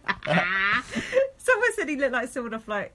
The Shining. No, it was like something to do with meth, crystal meth or something. Like a crystal meth dealer. That's funny.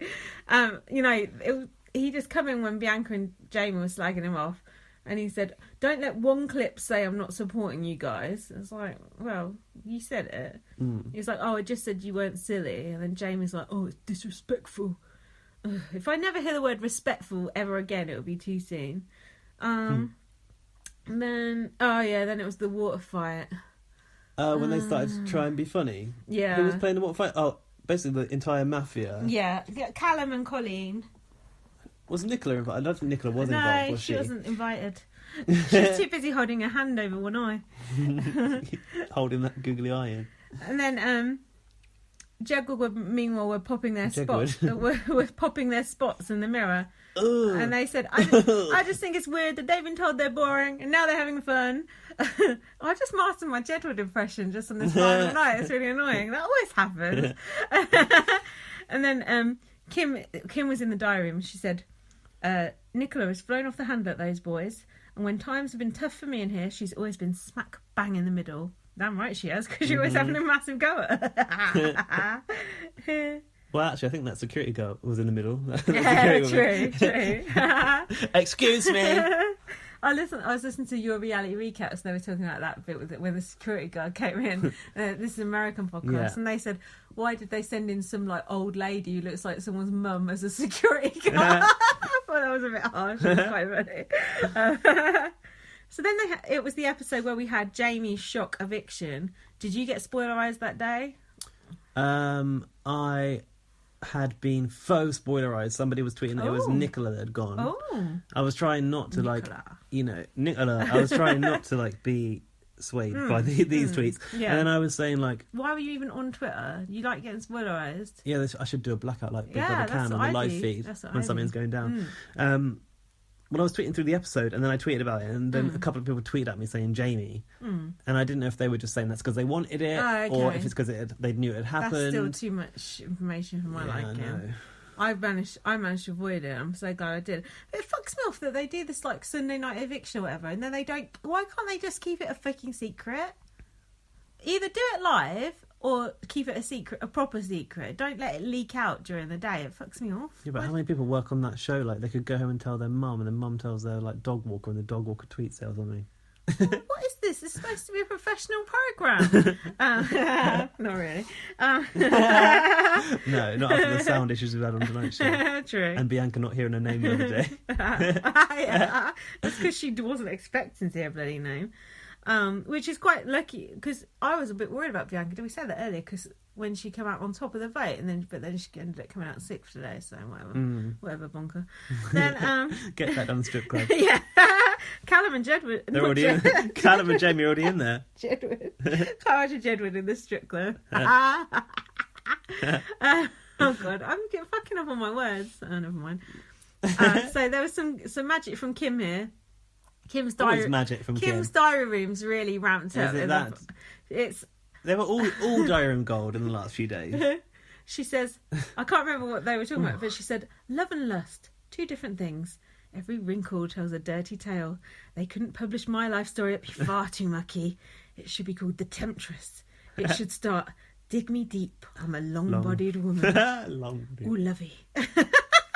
What the fuck is she even talking about here? Long-bodied woman. What does that mean? I think she's referring to her chuff. Long-bodied? Is that good? Dig me deep. I'm a long-bodied woman. What else can it be? I love it when she flirts with Big Brother. She does the best faces. Oh, she'll flirt with anyone. My husband, he chases me around the house. I love the things she wears. The things she wears lately have been so cool. Oh, says, "Come here, you sexy beast." Everything about Kim. I love the Kimward burnt eye roll. Yeah, yeah. Her faces are just brilliant. She was doing some good faces in her eviction interview, actually. So then, the police came in to show them tweets and shit in an interrogation room. There was a policeman sitting there not saying anything. Yeah. And Kim was trying to flirt with him and stuff. And I showed Kim a tweet with someone calling her a horrible old witch. Fuck off. And Kim said, "I don't regret a thing in here I've done or said." Yes. Just got to check. That's all right. And then, hold on, sorry. It's all gone wrong. Oh, James C got a tweet saying he was a boring old man, and he said, "Oh, that's a bit harsh for my agent." That was funny, actually. I actually did lol at that. That was funny. One hilarious moment. Oh, and then Callum's one was by... Remind me. Callum's one said, Rudyard Kipling? "You're dull as fuck, you're arrogant as fuck." It was from by our that friend guy. Lewis J off of Twitter. Yeah, that was really good. That was good, actually. That was such a harsh tweet as well, and it was really funny. And you always think, sometimes I wonder, are these tweets even real? Yeah. And I think they're never going to pick up my tweet, but someone that we know off Twitter, his tweet affected reality. It wasn't just him, there was a couple of other people I knew whose tweets. I think I've seen a few that I've known the name of. Yeah, there was recently. someone slacking off Jedward who follows me on Twitter. Leave Jedward alone. Yeah, stop it. But imagine if it was our tweets though. Our tweets never get banned. But my tweets are good at least. What are you saying? As a joke.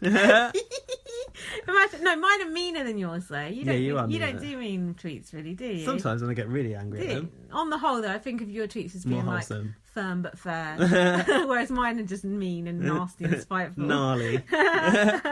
I would love it. I would be like, oh, I've made it if I was on. But that Lewis, She's lovely, but she's a complete bitch. I am. But then Lewis was going, like, loads of people were slating him about it as well. Loads of Callum fans were tweeting him, having a go at him about really? it. Yeah. So, like, he felt a backlash from being on the show. But I bet more people were like, you're a legend. The thing is, like, I sometimes think, well, I kind of like, sometimes I slag off the show too much. Like, I talk badly about the way it's handled as a show. So they're never going to use my tweet. But he bitches about Big Brother left, right and centre. Yeah. So it proves that it doesn't mean anything. No, I don't. It's just the researchers that day. Like, it's the runner, isn't it? The office runner goes through Twitter. I think they'll take all the views they can get, to be honest, no matter what we say. Do you think probably to find that tweet they just put Callum fake into Twitter and they found out the best one and it was his? They probably did. And then Callum's response to that was, go suck a dick. That's mature, isn't it? I don't mind sucking a dick. Exactly. That's what I said on Twitter, and I got quite a few retweets. Go suck a dick. Fuck off. Well, stick my dick up your ass. He doesn't like that, does he? Or does he? So, more tweets. I don't really care about the tweets. It's quite boring. It's overdone, but I do like it that someone we know's tweet got read. They have been bringing it in quite a lot this series. I prefer a tennis ball over the wall. Classic. Mario's the mole. Jedward said after their tweets about their trolls, if we went to their house, I bet you'd find an I Love Jedward t-shirt. I love how like self-assured, like even the haters must love us. I want an I Love Jedward t-shirt. That sounds good. I've got one. Of course you have. So the last part of the Judgment Day task. Oh, it was Judgment Weekend, wasn't it? I forgot about that. No. Vanessa was sent back in. And this was the moment. This was the magic moment. I like that music that they played over it. Did you? Did you hate it? I usually disagree with all background music in Big Brother, but actually this one was really good. It was really dramatic, wasn't it? I haven't watched CSI, but it was like something like that. Yeah, like courtroom drama, proper like. It was really good, and just like everyone's faces, like Callum's face, and like Jamie's face, and then they handcuffed him, and then Callum went bloody hell. And then just Jamie's like little weaselly, bittersweet like smile. It was just it was good. What was the offence that he'd done again? The judgment was, have you got that? He's guilty as charged. And I've put, what was the charge? Being a washed up footballer. There was something. Was there? Yeah. It was just that the viewers had voted that he was it was underwhelming or something. Yeah.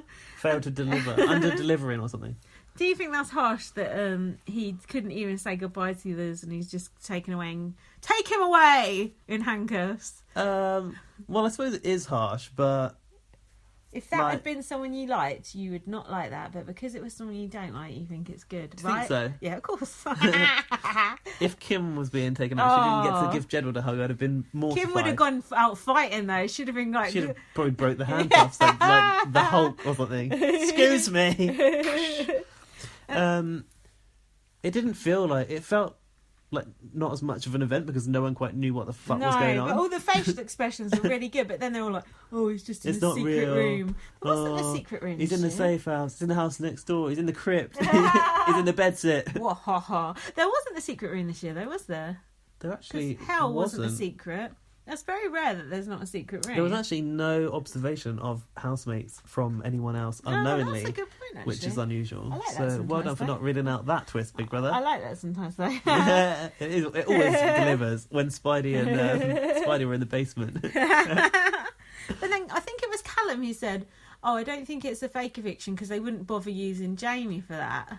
Which is actually true. Which is true, but and somebody that does said, sound insulting. I think James C said it would be Jedward. James C said this. Yeah, said it would be Jedward or Kim. And then Kim's like, why are you What? saying it would be me? It's like, the answer is because you're good TV, basically. But Kim didn't take it that way, you know. Wasn't it? Funny that James C's got enough insight to know that. I know. And then Bonker went to the diary room and she's like, oh, is he really gone? I don't believe it because I don't feel it. Yeah. And they're like, no, he's really gone. Like, oh, we didn't deserve it. Funny that Big Brother actually confirmed. I suppose with something they like would that, anyway, they did, wouldn't they? Like, he didn't even get to walk down the stairs. Probably for the best. Yeah, he would have only got a booing anyway. And then Coleen said she didn't understand why Kim stayed over Jamie. Hang on a minute. I just thought now Jamie's out. If Now everyone's out now. No, but then if Big Brother are worried about CJ Meeks knocking him out, oh yeah, now's your opportunity to bring him in. Yeah, like just to confront Bonker on her own. Yeah. Wow. Too late for that. Yeah, too late. It's a trick there, Big Brother. Too late. So then they're all packing up Jamie's disgusting velvet jackets and his little too tight jeans and his disgusting brown shoes and his little beard oil or whatever. And I do like him and Callum like dress the same. I know, they dress like complete gay people. No offence. I don't own a single cross velvet jacket. Sorry, that's really offensive. They dress like Lawrence Welland Bowen. They dress fucking awful. He's like a pseudo gay as well, isn't he? Yeah, that's true. And then, to be fair, Rylan was dressed as Callum the other day. So. Rylan was dressed weird tonight. That silken white suit he was wearing. Silken. Oh, silken. Oh, love it. Oh. And then Jedward were throwing shade at Bianca, saying she should be bawling her eyes out right now, and she's acting like if she really cared for him, she'll be bawling her eyes out right now. Do you think? I thought that was a bit harsh. What they said. Would you agree? I thought it was actually quite revealing. I think Jedward have shown amazing insight into this game, into these other housemates that they're living with, and into the production of the show as a whole. Don't underestimate Jedward. Jedward for president. And then... Jedward for the Olympics. 20 Jedward or something they said. Yeah. Oh yeah, so then Kim had that catch up with Nicola and she's like, you puzzle me. When do we bury the hatchet? This is when like Kim was going deep on it was like basically it was the Nicola McLean in therapy episode with Kim Woodburn as a therapist. I would like to watch that actually in therapy with her. And she said, there's a deep sadness in you. You're a lost soul. And Nicola said, I do have some issues. I can feel it with my heart and soul, she said. She was looking right into her soul. But that conversation didn't end up as an argument, which I was quite surprised about. No, Nicola took that actually very, very well. And it felt like this might be a turning point for me between Nicola and Kim. Little did I know, it would just completely spill over the next day. And I'm not talking about McLean's boobs. So then Callum got very annoyed because Jedward was singing in the bedroom. Yeah, what were they singing? Katy Perry or something, wasn't it? I'm not sure if this was that time or not. Anyway, he said, I just want the fucking show to end. I'll kill everyone. Fact. Callum, just go to sleep. You need your sleep. Even Coleen called him grumpy bollocks. Yeah, this wasn't that second time when he went mental. So Jedward must sing a lot at night time. It's like a lullaby, isn't it? This isn't the time when he glared through the glass. No. What? I know, this is another time. I know, it's back in the day. I know, maybe it was. Hold on, because I put Jedward as singing in high-pitched voices in the kitchen. That was that time they sang Katy Perry songs. Yeah, but did you notice in the bedroom they were sleeping? The lights were on full blast. I can't deal with. Could you sleep with lights on like that? And they're not even normal lights either. They're like proper bright studio lights. You need one of Kim's eye masks. Oh, collected from planes. Even Callum had one of those on the other day. Yeah, he did when he came out. Where does James C sleep? He don't seem to be in that bedroom he doesn't. at all. Where is he? Has he got the David Guest suite? Definitely in David Guest suite. Careful, he'll be dead within 6 months. So when Callum come out like a little pussy hole, sorry, no offense. One Jedward went, it wasn't me, it was him. Really? Yeah. And then Callum was grabbing his crotch and he said, I'm begging you. And then Jedward said, we respect you, you're right, because in your head you're right. But why was Callum only having a go at Jedward's and not at Bianca and Nicola, who were also singing? Oh, this is a group sing song. Yeah. Well, because he likes them and don't like Jedward. Exactly, it's typical, isn't it? Because he's a little bitch, that's why. And Callum said, you don't respect me. Respect. Ding, ding, ding, ding, ding. Respect me or fuck off, didn't he say the other day? Because you want to... because you want to argue with me. And one Jedward, I think it was Edward, said, you came out here to have an argument. That's true. But do you notice Callum is allowed to come at Jedward in an aggressive manner? And don't come at me. Yeah, and James C don't give him a little sit-down talking to. And then Jedward said, it's ever since I nominated you that you've been like this. Don't forget, James C wasn't privy to this. He was in his own bedroom. His own suite. Yeah. And then Jedward went to the diary room and they went, we've been rooting for him since day one. Sleep when you're dead. That was the end of that show. Now, there's a storm brewing over Boreham Wood.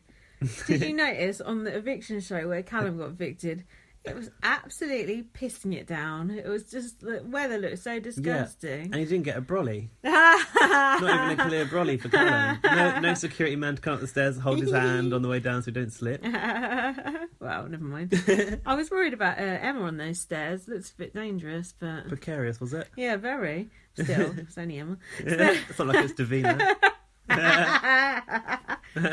So then, this pisses me off. Why the fuck does Jamie get an interview next day? He was taken away in handcuffs. He doesn't deserve an interview. He should be banged up. Yeah, yeah. He's like, I managed to escape, Emma. Oh yeah, trying to like tie into the theme. I think Emma forgot about it by then as well. And then they're asking about Bianca, and he's like, oh yeah, she's wifey material. She's definitely a keeper. A keeper? It's like she's a fish that he's deciding whether or not to throw back in the sea. It's disgusting. I actually did notice something about this interview, you know. Go on. I thought there was some very interesting body language going on. Did you notice this? No, I did not notice that. I tweeted Judy James about this. Did she reply? Yeah, did she? she did. Oh, sweet. Judy James last week, she actually follows me. She might even listen to the podcast, who knows? I doubt. Go on, give us the later. I said, Judy James must be having a field day with this Jamie interview because there's so many revealing gestures. Ooh. So he kept touching his ear all the time and also putting his hand to his nose. Ooh. Now, these are telltale signs, which I've learned from my Big Brother degree in psychology, School of Big Brother.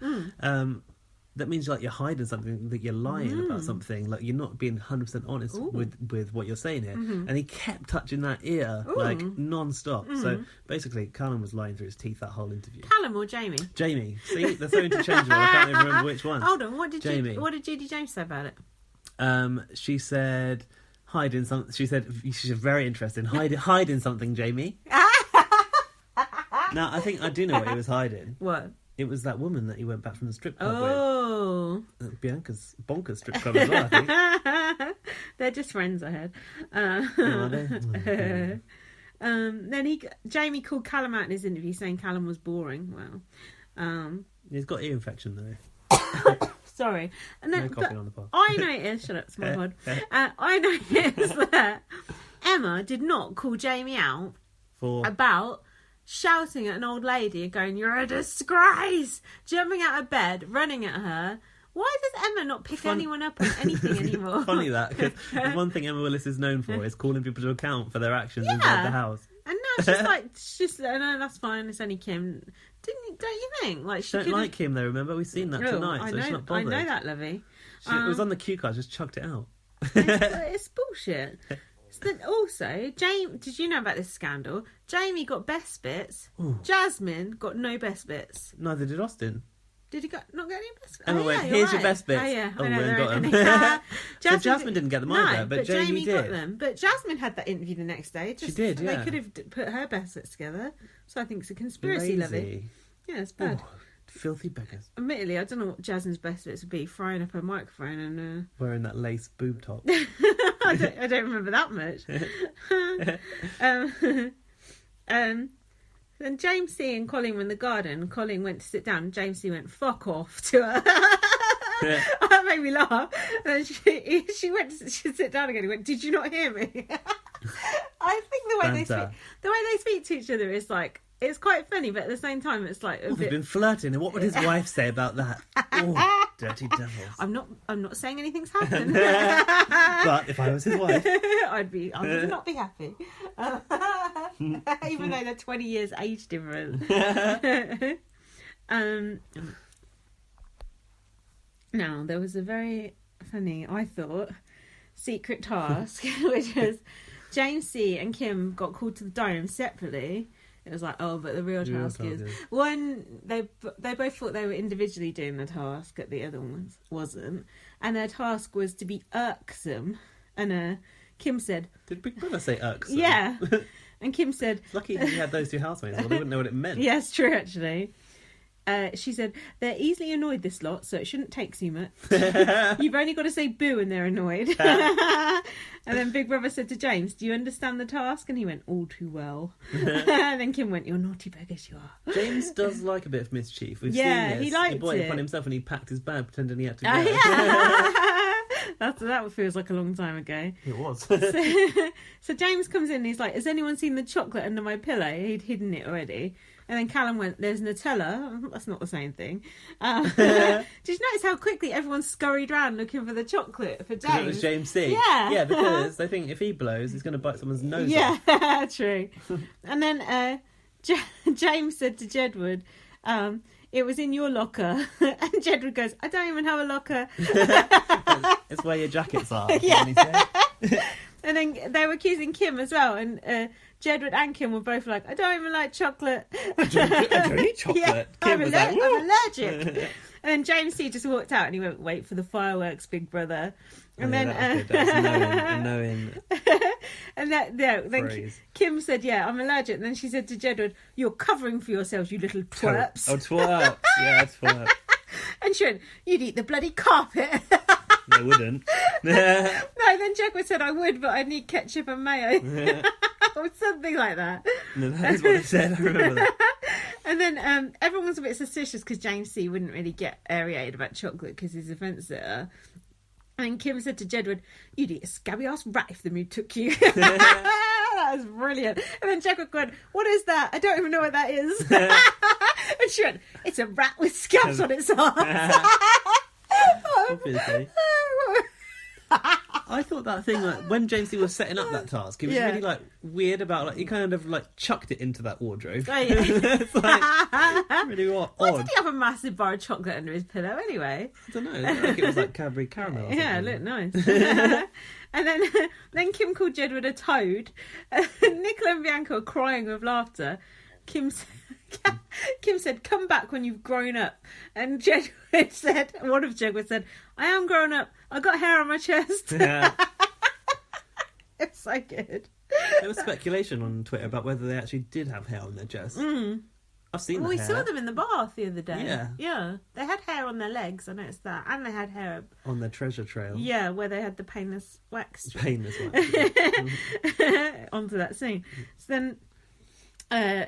I like James like crying with laughter in the. You said you weren't bothered, but I thought it was funny when he was like crying with laughter in the diary. He did find it really funny. It was funny. He liked that Kim was going mad over Yeah. it, didn't he? Because you could tell it was genuine. He was like that. That's the most fun he's had in that house, actually. And it's so like when you laugh like that and you just can't stop laughing. It's the funniest feeling, that's true. and it only happens once in a blue moon. Yeah.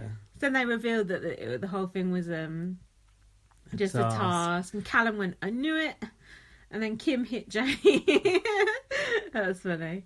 I don't know, what did you Kim think? hit James? Yeah, but she's just like taking a piss out of him because they were both on the task, weren't they? Yeah.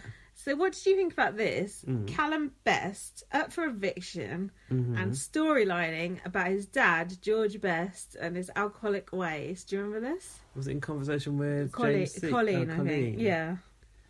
You don't remember it, do you? I vaguely remember it, but like, why would I remember anything Callum? Yeah, I do. Oh, I don't know. I think I was just distracted with other stuff was going on. Tell me, remind me of good. more. That's good. Remind me to get you back on the podcast again. Yeah, I've watched it once this week. No, it was like a blatant ploy for a storyline, but also I thought it was quite sad what he said. What did he say? He said like after his dad had his liver transplant, like they went on holiday. They were on holiday and he was in the fridge and he's been sipping the wine. Yeah. See, I did watch it. And he said everything's going to be different, son.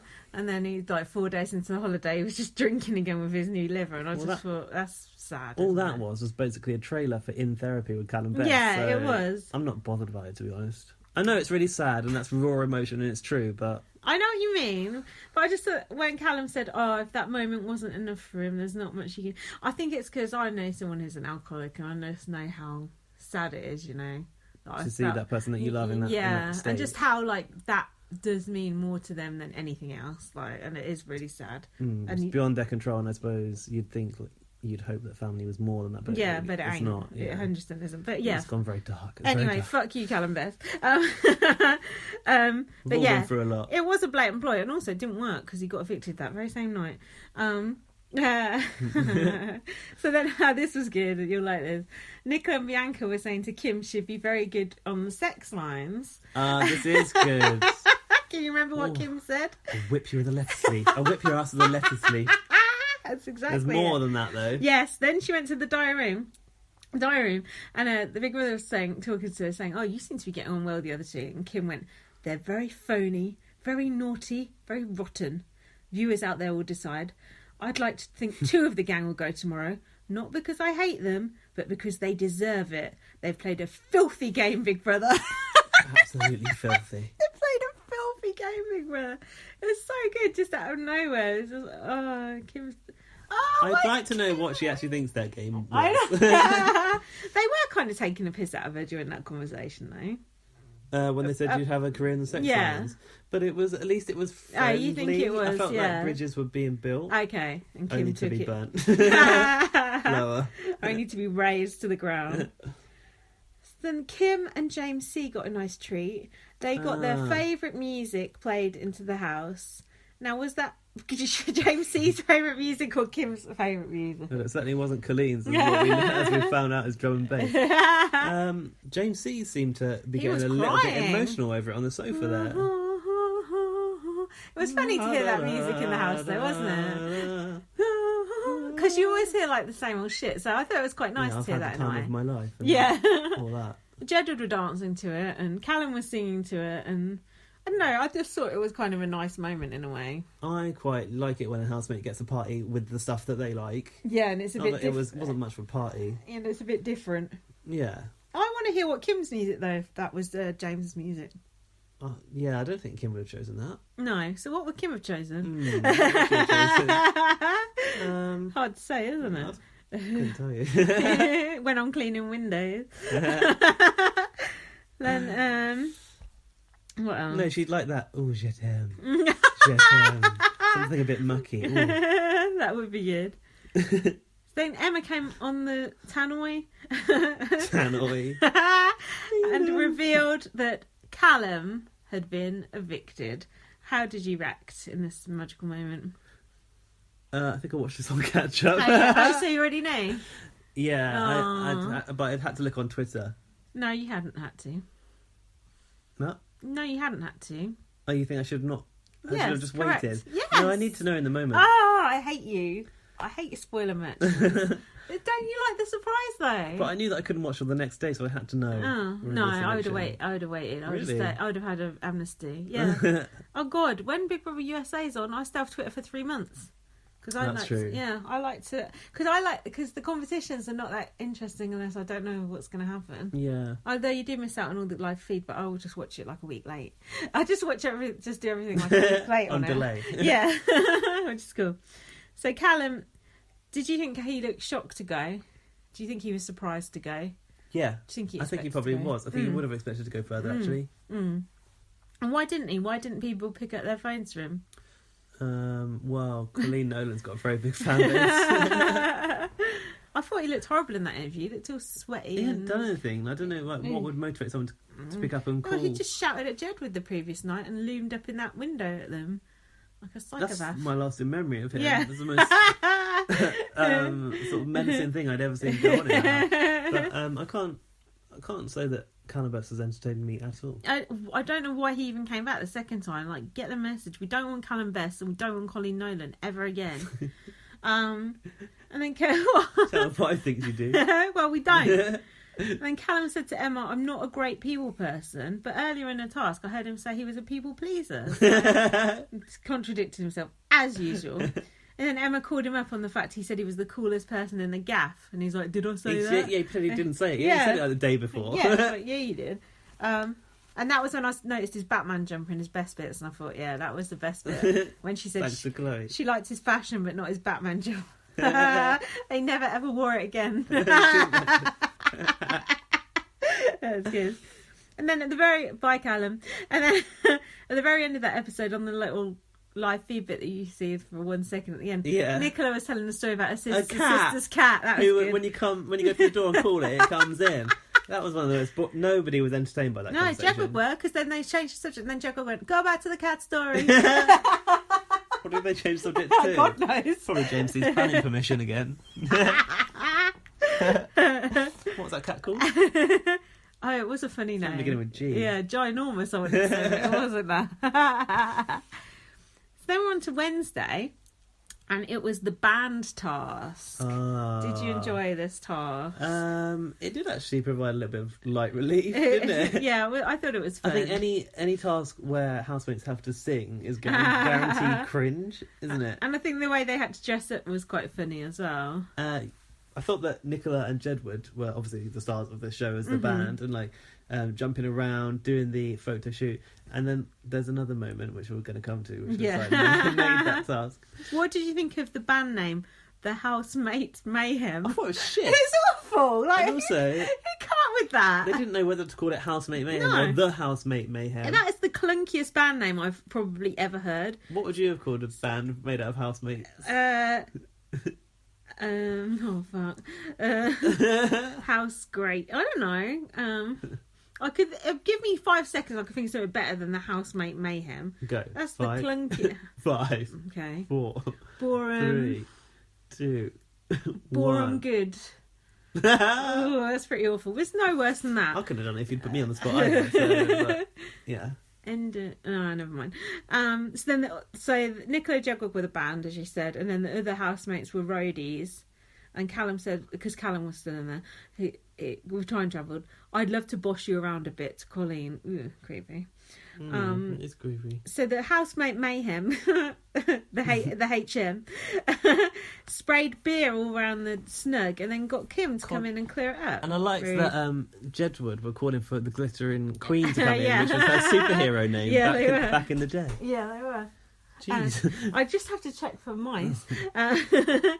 And then, oh god. Basically, just the power went to Jedward and Nicola's head, didn't they? They were just like bossing all the others around. And I think Jedward didn't quite understand the concept of a rock band because No. they asked Bianca if she likes Britney. That's a good point. She went, yeah, I do like Britney. Oh, good, you're already like ahead of the others. So what did you think of James C. giving Jedward and Nicola I don't wanna close massive my eyes. lines of cocaine? Oh. Did James C provide Yeah, that? James C. gave it to them. Okay, I looked away. Train spotting, you know. He's Oh. been around the block.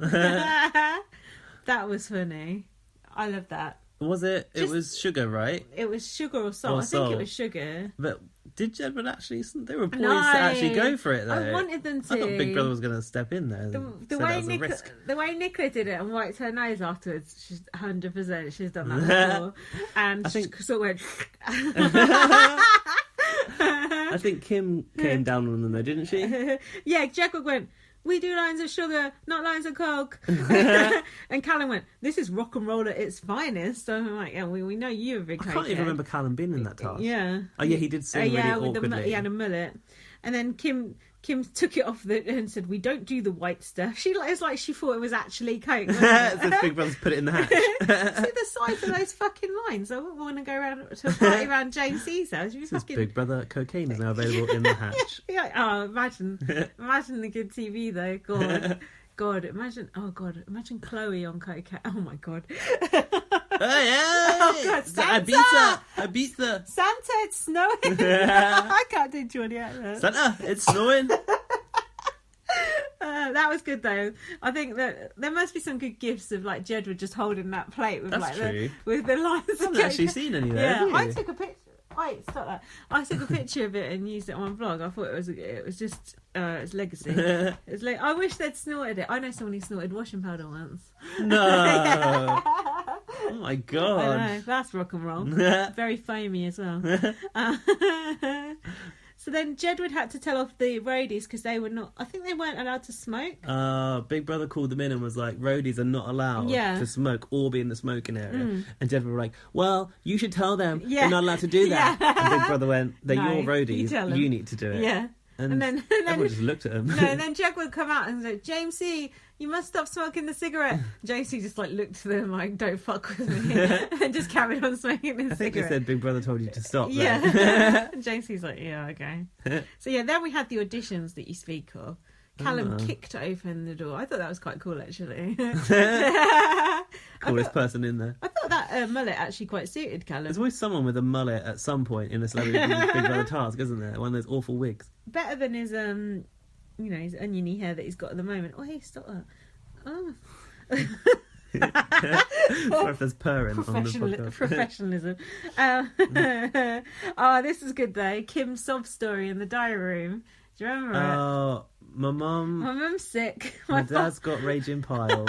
And I'm passing water in a very strange way. So I need this to get some money to get my family sorted out. If you just think about Kim's quotable lines, and quote me something Coleen said in the house. Coleen? Yeah.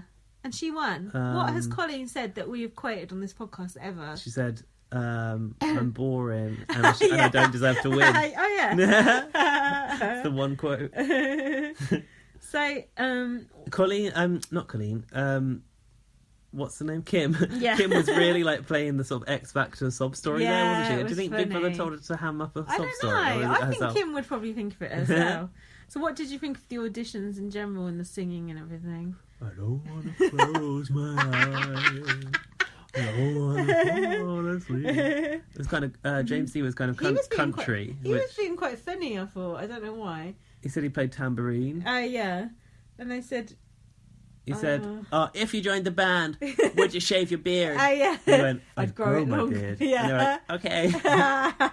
That was good. I think that's quite a good Jed release did then. That was not bad. We both were doing We perfected the Jed word on the last podcast. Yeah, typical. We've both done better than normal, definitely. And Bianca. Oh yeah, everyone said she could sing. People are saying she could sing really good. Fucking awful, I thought. It's like when Darius auditioned for pop stars back in the day. So when they're really going for it and it's like not really working out. I tweeted that she sings about as well as Jed would, so that's not great.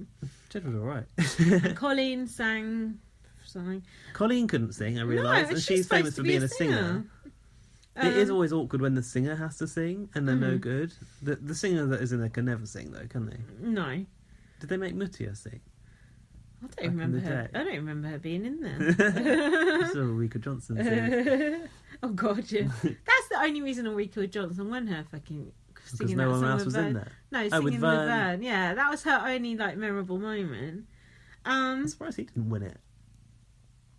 Yeah, I know. What happened to It's him? Mini-Me. Yeah, that's He ridiculous. didn't win. He went out 4th or 5th. Oh, did he? Anyway, we digress. Yeah. So then it was. So this part was shown on the live feed, but it was also the thing where they did the housemate nominations for different awards. Did you watch that live feed? Part of I didn't see much of it. Because a lot of people, too late. A lot of people were saying, "Oh, what they showed on the show didn't really match up with the live feed." So I watched the live feed to. Oh, okay, you verified it. Yeah, but I didn't think it was that far off. But there was a couple of things. But anyway, It did seem like go on. Kim was coming out of nowhere, but Well, yeah, of course. of course she was. So it was so they basically showed some of Kim's best moments, like adulterer and. The thing is, though, amongst the things that Big Brother classed as naughty, Kim's was the only one that was actually kind of aggressive. Naughty, but the other aggressive. Aggressive, very strong word. The other things were just silly things that people have done, like Jed would put in shaving foam on the window. It's that was designed to create a blow up, wasn't it? When they showed Kim popping off with the security coming in, Jedward's face, because they'd obviously not been there when that happened, they were loving it. They were absolutely loving it. And Nicola hadn't seen it before because she was in the diary room when all that happened. Do you remember she's in the diary room and they're like... So she wanted to leave. Yeah, so she hadn't seen that either. So she was not loving it, but she was enjoying seeing that. So then Kim said Nicola could cause an argument in an empty house. Pot kettle black. And then when they showed the adulterer thing, Kim said he is an adulterer. And then James was like, please, Kim. And Bianca said, not while I'm here. You don't talk about my man. Yeah, she's not very nice to my man. He's not here to defend himself. Good. And then Kim said, she was going, I thought we were going to play nice, so we're going to play nasty. And then he said he shouldn't have to pay his wife money.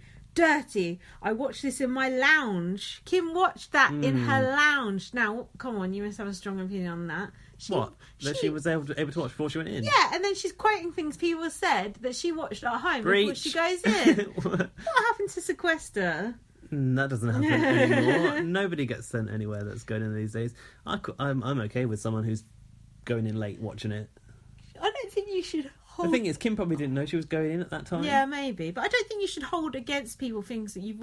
She obviously took a dislike into Nicola just from watching the show. Do you think? Which would explain why she hates Nicola so much. Yeah, predisposed to go in there and row with Yeah. her. Yeah, I suppose they've probably gone to something there, yeah.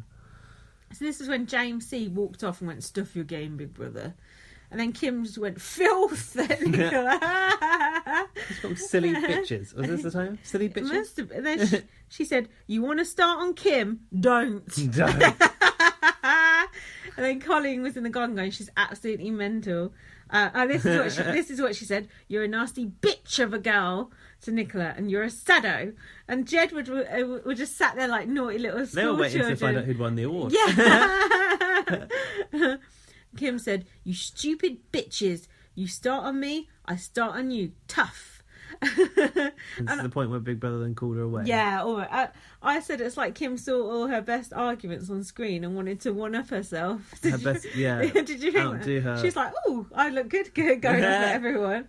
But Nicola didn't respond at all to this one, did she? She just sat there. It was interesting. She looked like she was smiling. She was enjoying it because she thought Kim was like undoing herself before the final, which Maybe actually I thought she probably was. Yeah, maybe she was.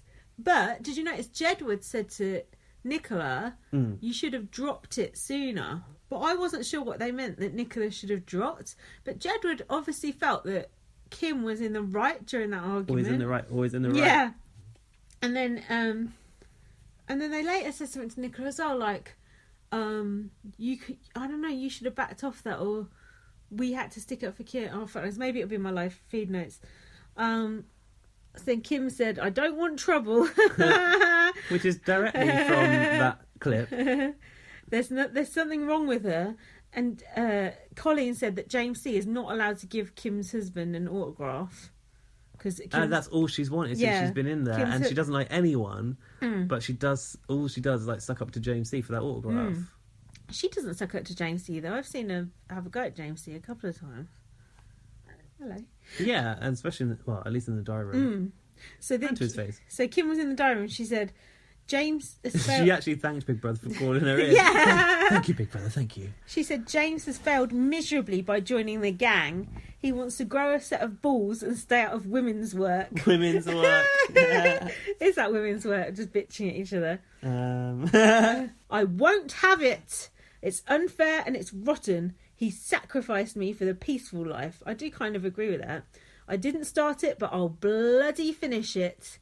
I think Kim's mistakenly felt that James C. kind of sides with her, though. Yeah. But actually, he doesn't. James C. has never sided with her. No. So then when Kim came back out, Jedward said they should wipe the slate clean.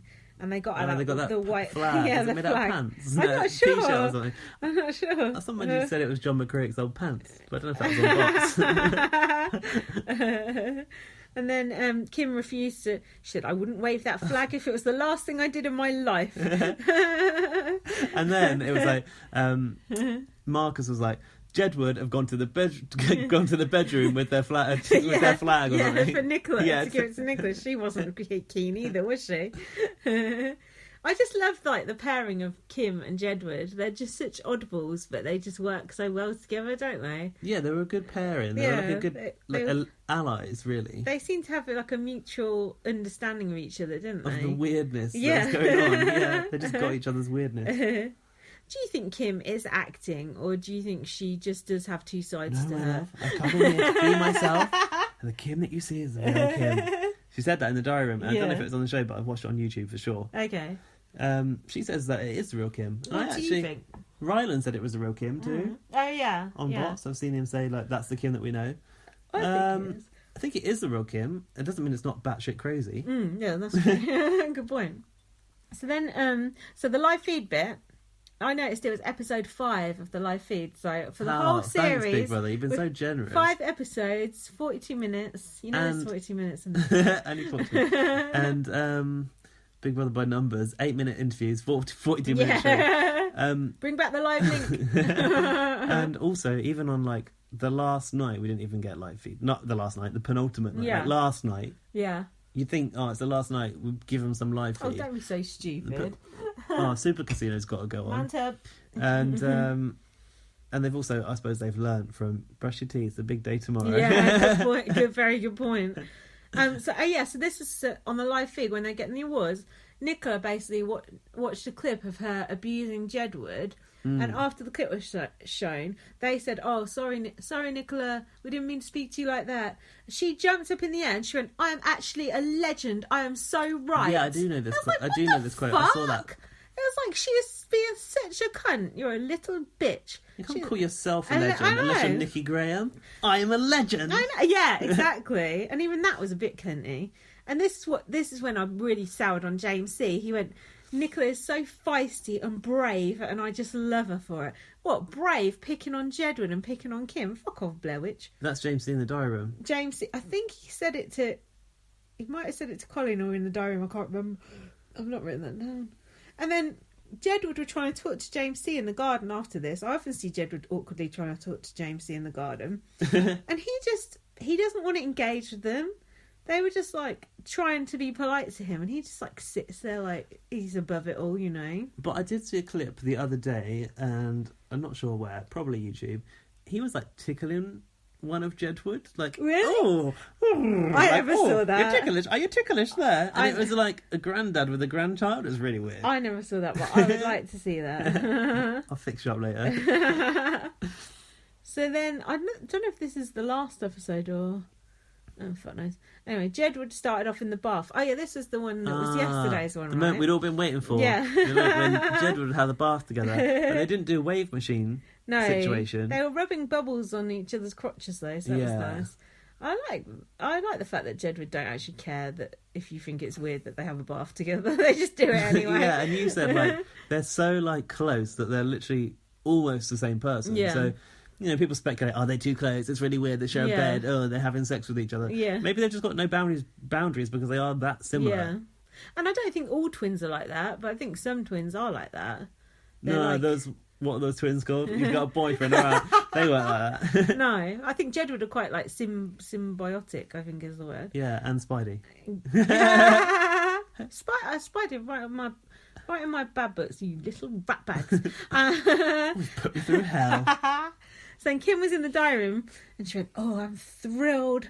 I've made the Friday." The Friday, not the final. "Oh, lovey, I've got so used to all this sniping. Nicola's got to be surrounded by her audience. When it all kicks off, they all go to Nicola's aid." That's so true. And she went, "Nicola does take a lot of booze." Did she mean booze or booze? Could be both. I think it's both, isn't it? Did she get a lot of booze? She did get some booze, yeah. But then there was a lot of booze. But it wasn't... Actually, the booing wasn't too bad tonight, especially for final. Sometimes the booing is really annoying on the... I didn't feel myself getting annoyed by the booing at the final. I think Jedward got chanted off a little but bit. Not, That's it so was annoying. Still quite quiet, though. I think they soundproofed that studio. Yeah, I think they have as well. Got some egg boxes around the room or something. Pizza boxes. Then John was trying on Bianca's thong. Because he's got no underwear left. So he's willing to take Bianca's thong. Now, I was wondering, did you think this was like scene making? Gaming. Or does he actually think that it's suitable to wear someone's thong when you've got no underwear? I honestly have no idea. But he said it has no support, but vaginas don't need support. They just need covering. It like goes right up there. Yeah. I think he said. And then he sniffed his fingers after he got his thong out of his He mouth. did. I noticed that. Now, I didn't know if you picked up on that. Yeah. He kind of like put his finger to his nose and then put his finger in his nose. Gross. It's disgusting. Must have. Well, they had a bubble bath, so it should have been fine. Yeah, and that's true. That's very true. And then Nicola's going, "Oh, I can tell the difference between them now. Edward's more camp." And it's like, oh, I could tell the difference between them now, but it's too late. So then they had the CBB TV task, which was like the shopping channel task. Wasn't as good as when Tiffany and Christopher... I don't know. I think Christopher who? Christopher? Maloney. Christopher Maloney did it. I got the wrong Because they had to there. hold a tarantula and a snake and That shit. was funny, but I thought them eating the dog food was pretty good. Yeah, they'd obviously... You were like, they hadn't been told that they had to eat did it. they actually have to eat that dog food? And Nicola's going, wretched. That was funny. Would you rather eat dog food Yeah. or the smoothie of soup, mushroom soup, Oh. what else? Century Century egg, and, I don't know, fish sauce? I'd rather eat the smoothie. I think. Yeah, Dog me food too. seems disgusting. But dog food is just meat. I know, gravy. but it's something about it. It's a stink, isn't it? Seems wrong. I like that pairing. I think you said that too, of Jedward and Bianca, though. It was quite funny. It was nice to see Bianca without Nicola looming over her. Yeah. And I thought she came across as, pretty fun. Yeah, she did. James C. looked miserable as sin as that task He was didn't enjoy going on. a single part of that task. Do you not think that if you'd stayed in that house with people for 30 odd days, you know them, obviously you've been in close quarters, it's funny to see them eat dog food or whatever. Definitely, I don't care how old you are. Yeah. What's up with that man? Sour. Waiting for the final to come. And then I think Jed would actually work quite well as QVC presenters, don't you? Pretty They good. seem to have a natural aptitude for it. And then they had the painless wax strip. That was really funny, actually. John was like, he's kept a really straight face, but tears were coming out of his eyes. He was like glassy-eyed. It was really funny. And then it was the healthy smoothie that they had to. And I liked it when John basically puked up, and then he went, "Wow, that really caught me off guard." That was great. That was so quick to come out with that. That was really good. That was gross. But I'm that a bit was sad that it's over, because where are we going to see Jedward now? Now it's all done. See them live on tour in Germany next week. Or in Sharknado 4. I don't know. Maybe in the Legends series, you don't know. Because they didn't win. So they got the chance to come back, maybe. This summer, though, it's a bit soon. Yeah, so I'd happily see them back. I'd have them back. So Nicola was going, I don't want Kim to win. And Coleen said, it'll be her or Jedward. I'd like to interview people who vote for... We talked about that earlier. It's really gutting that yeah, she was bitching about it. It was her. That's really bad, isn't it? Yeah. So then they had a task where they were all standing behind those podiums and they all started having a tear up. Some sort of match the housemate name to the bitchy tweet. Yeah. Yeah. And Jedward accused James C of flirting with Coleen. That's where that began, but it was then... Jedward started that. Yeah. And then Kim ran with it. That's brilliant. And then Nicola goes, it's offensive to say that to people who are married. And I thought, well, you like a good flirt up yourself, mate. Don't you? Cunt's a track cunt. Bye. And then, Coleen said to Jedward, apparently I slagged you off behind your back, because there was that tweet about that. And John said, it's okay, as long as to our face you're all love. That's good, isn't it? I like that. And then James C got called out on his diary. He was bitching in the diary room about Kim. And then Kim said, I wouldn't pick you up with 2 shitty sticks, but I think that was to Nicola. And then Nicola said, don't tell me to shut up. And Kim said, then shut up, big gob. And wasn't James C awkwardly positioned between Nicola and Kim? James C just wanted to go have a fag. And Nicola said to Kim, as per, you're a no good, vile scum of the earth. And Kim said, and you're famous for showing your knockers. What do you think? Below the belt? If you go low, I'll go lower. Not compared to how low Nicola's gone, no. Not compared to how low her enormous boobies are. Actually, they're probably not that low because they're defying gravity. And then Nicola's like, everyone in this house hates you. I speak for everyone. Apart from Jedward. Well, probably actually true. But... And then Kim said, go and see a doctor to Nicola. Yeah, do you think she was referring to... Psychologist? Yeah, I think so.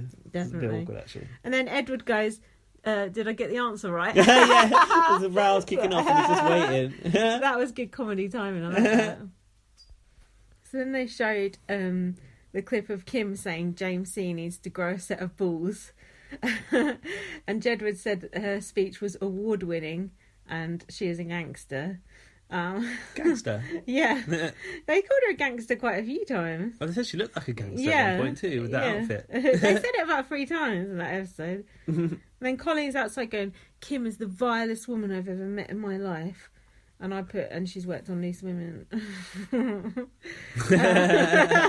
a bit slow on that one. It's true, amongst all of them, sorry. And then Kim said, half their opinions they don't even believe as they're coming out their mouth, which I liked. And she went, I've never said a word about you boys. So I thought, well, she called them little twerps the other day, but I think that was part of it. Just a joke. But still, she always has a go at Jedward. They're very sexy boys. Now, when you think of leading feminists, I don't know who springs to mind. Jermaine Greer. Jordan. Jermaine Greer, yeah. Crap big Michelle rub, Visage. Now, Nicola, all she's done is try to stand up for women's rights. Now, I've not seen her on any picket lines. I've not seen her signing any petitions. She's not known for her feminist essays. But I have seen her calling other women slags on Twitter, left, right and centre. I think she says that doing page 3 girl is like liberating and stuff, which is fine, but don't equate that with women's rights as if that's a thing. That's not a thing. What do you think? I don't think that's the thing. No. Can't do it in Dubai though, can they? Definitely not. And then I said that it was good that Kim's getting everyone rattled in the final week, because normally they're just sitting back coasting in the final week. So it's good that Kim was actually making them do something for once. I think that probably shows that she was being herself, because if she was just trying to gameplay, you wouldn't be bringing that out at this point, would you? Final this week, stage no. of the game. So then Jedward and Kim... the final week, the final days. Final day. Then Jedward and Kim were in the bedroom, and Kim said, "They're gross people." And Jedward said, "Oh, it's really awkward when we're outside and they're talking shit about you. I'm going to think that we're agreeing with it just because we're sitting there." And Kim's like, "Oh, don't worry about it, lovey. I know you're not. They're all chinless wonders." And then she was going on about James C and Coleen and all that. I wouldn't like it if it wasn't my husband and all that shit. It's just a made-up thing. Kim trying to just muckrake in any way possible. And then Nicola was talking to Bianca in the kitchen, and she said about Kim, if you paid her enough, she'd get her old saggy boobs out. Yeah, that's a bit much. And Bianca went, "Stop." Even Bianca knew that was crossing. Were they the drinking line. at this point? When are they not drinking? Oh yeah, you know, as Coleen said in her interview, like, I drank 8 rum and cokes at that point. 8 rum and cokes. Oh really? When she said something about Kim. Those little cans. 8. Them little cans of shit, but still 8 would probably do the trick. This is interesting. Storeroom's brimming. This Jedward went out to Kim, and they said, "I think they should apologise to us for making us feel unwanted." And Kim was like, "Oh." It was just like so sweet, but it felt a bit gamey as well, but it was also kind of sweet. And Kim was just like, what did she say? You not got it down there? No, I've forgotten. I might have. I think I'm just too drunk to work out. It's an agreement for sure. They were like, "Oh, she owes they Oh, we're all right though, aren't we? Yeah, something like that. Yeah, we're all right though. We don't mind, do we? We're all right. Yeah. And then Jekyll went to the diary room, and they said, "We think James C should apologise to Kim. He was acting there, doing an Oscar-winning speech in the diary room. Then he comes out there, he doesn't say anything. There's not a peep out of him. A bird would tweet more." That would seem quite scripted, didn't it? A bird would tweet more. Yeah, that did seem quite scripted. They're talking about like when the bird tweeting goes off on the live feed on the 24-hour link. That was good though. And then they said they want to get along with everyone in the house, but the housemates are all tick. There's not enough intellectual genius in there to match Jedward. Is that what they're trying to say? No. And then they said, "Yeah, I know Kim's strong and gangster, but just because everyone has an opinion of you doesn't mean it's true." Right. Yeah, I totally agree with that. I think Jedward and Kim can both be profound at times, which sounds like a crazy thing to say, but I think it's actually true. They probably are crazy, but I think they have been. They have been. They've been very insightful during this whole game. And then Colleen's outside going, "Oh, I will eviscerate Kim." I think that's when she said she'd had the 8 rum and cokes or whatever. So when I said, "What's eviscerate mean?" She wouldn't eviscerate Kim. Kim would eviscerate her 10 times over. Wouldn't she? You want to start? Don't start with me. Christ. Yeah, you want trouble? I don't want trouble. I don't look for trouble. But... It just follows me around. Oh God. What? They decide to end a perfectly decent episode with this storybook task. What do you think about that? Come Well, on. that did actually deliver us the "it stinks like a penguin's chuff," which I can't stop laughing at. But I don't want to see housemates doing amdram. No. Like, James's reading out of the story was quite good, but I didn't like the fact he gave the bad roles to Kim and Jake. Yeah, he gave out the roles. You told me that. Yeah, he did. There was speculation whether he was sitting in the Big Brother 3 diary room chair. That's so random. That red chair. That wasn't the real Big Brother 3 diary room chair. Just ask Alex Sibley. He'll tell you that. That one went for auction somewhere as a cheap knockoff. Yeah, and then They did make James read out the words gang-handed chicken-livered buggers, which was quite good. But on He said he was getting excited because, like, he'd made Bianca and Nicola a prince and something else, and they were going to kiss. Did he say that?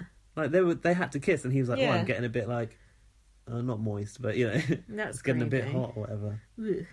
I just really hated that as the end of the show. That actually was, like, played out the show. That was the end. It's like when they have That's our first... That's our last full day in the house, right? Yeah. That's how they end it. Yeah, it was crap. Try again, big brother. Like that. So that was it for all the main programmes. The only other thing that I've written down was a couple of things about bots, which was Kim was in the bathroom with Jedward and she was eyeing them up. And she was going, "Oh, one of you's a bit broader than the other." Did you see that? Yes, they're sexy boys. They are sexy boys. And they were like, "Oh, do you want to get in the bath with us, Kim?" She refused. Yeah, she's like, "That wouldn't be appropriate." But then she's like, proper like. She said, "Do you think, when they've grown up or something?" She said, "You think, It's not right. It's not right." Then she can see potential in them. Bless her. I'm sure. And then Callum didn't turn up to bots. Did we already mention that? Because he was. They were in the strip club. Right. Jamie and Callum were in the strip club, so Callum didn't bother turning up. No, and they had to... Jamie was there though, wasn't he? No, on bots. Oh, maybe a different day. Jamie was on bots, and suddenly he was all like, "I want Jedward to win." I thought, hold on, when you're in the house, you hated Jedward. Yeah, suddenly you're right. Everyone is pro Jedward. It's weird. Like, where did that come from? I don't know, but too little, too late, isn't it? Clearly, but surely Callum's contractually obliged to turn up for bots. So now what's going to happen to him? God, doesn't he respect the game? Doesn't he respect the process? Respect the vote. Yeah, not such a gentleman after all. But he was there tonight, wasn't he? Yeah. Ugh. So I think we should just summarise. I know you've got a little bit, but just by saying, you fucked up, Britain. Colleen's an idiot. It's an unsatisfactory ending, but then we shouldn't be surprised. It always happens. I wonder what Colleen's odds were, like, throughout. Like, how she was doing if you put money on her, like, early on. Yeah, I bet, like, the bookies must be... Yeah. Even they wouldn't have, like, predicted this. So people could have put a bet on her and, like, made loads, right? I reckon. I feel like we've not been angry enough about it, but I think it's we've just been exhausted by the whole process. We're just beaten down, aren't we? Yeah. Like, you might expect to turn on this podcast and hear, like, unbridled rage, but actually it's just like, ugh.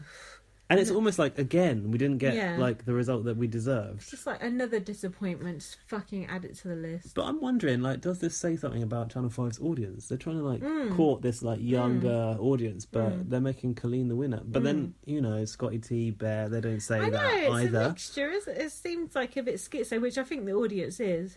I think it is some teenagers, some people our age, and probably some old cat ladies, you know. Yeah, I suppose, like, it just depends who's in there and who captivates the largest audience. And maybe the largest audience is, like, the cat ladies. Who are actually spending money on it. I mean, I'm a cat lady myself, don't get me wrong. Yeah, like, the young people, they probably don't vote. Or by now, they don't care about who's left, so they wouldn't vote.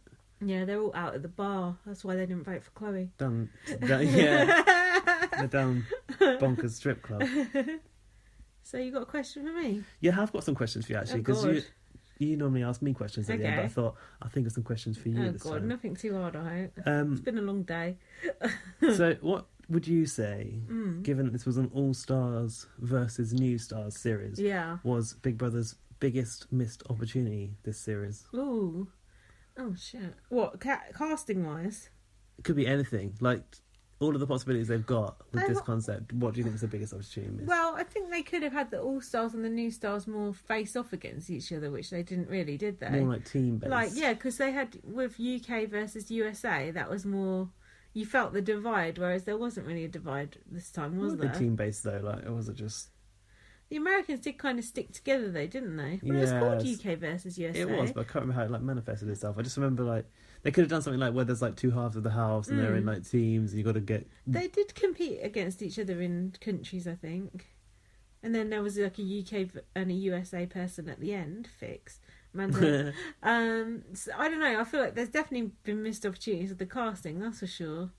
But hopefully they're going to fix that with the legends. I don't know, that question's if this really is legends. What do you think? What do you think the missed opportunity was? Throwing it back at you. I think the biggest missed opportunity was not putting Rylan and Spidey face to face in the house again. Agree. Like, yeah, I was waiting for it and it never happened. And then when they did that interview, it was crap. Yeah. Yeah. And yeah, he might be your box presenter, but Emma could step in. Yeah. Like Davina said she would, but that's never going to happen. It would only have to be for a couple of hours. Yeah. He could have come in and grilled them or something, or like he could have even moved in, like entered as if he was going to stay, but he actually wasn't. Yeah. And they would have like fucked with them a little bit. Or they could have like redux like a task that they did while Spidey was in there or something. Yeah. Just some like throwback to it. Yeah, it would be Yeah, good. you're right. It's a bit of a time bomb. It's just fucking short-sightedness. And you know they did the electric shock task and they never showed it. It was just on the app. Yeah. Never even saw that. I don't look at the app. I did, but I had to be told where to look for the right one that was I lost. ain't got time for that shit. Show me what I need to see. So if next series is going to be a Legends one, who do you think is essential that you want in there? Oh Jesus! Why'd you put me on the spot like this? Come on, help me out. You're going to say Alex Reid. I like Alex Reid. Vinnie Joe. Gary Busey. They're not going to get him back. They'll never get him back. They should though. They should definitely. You've got to think of the American ones. The Americans are good. Tiffany is good. Tiffany needs to be there, surely. I like Austin, but he's done. Perez. Oh, Maybe we could have an Perez. all-American series in the UK.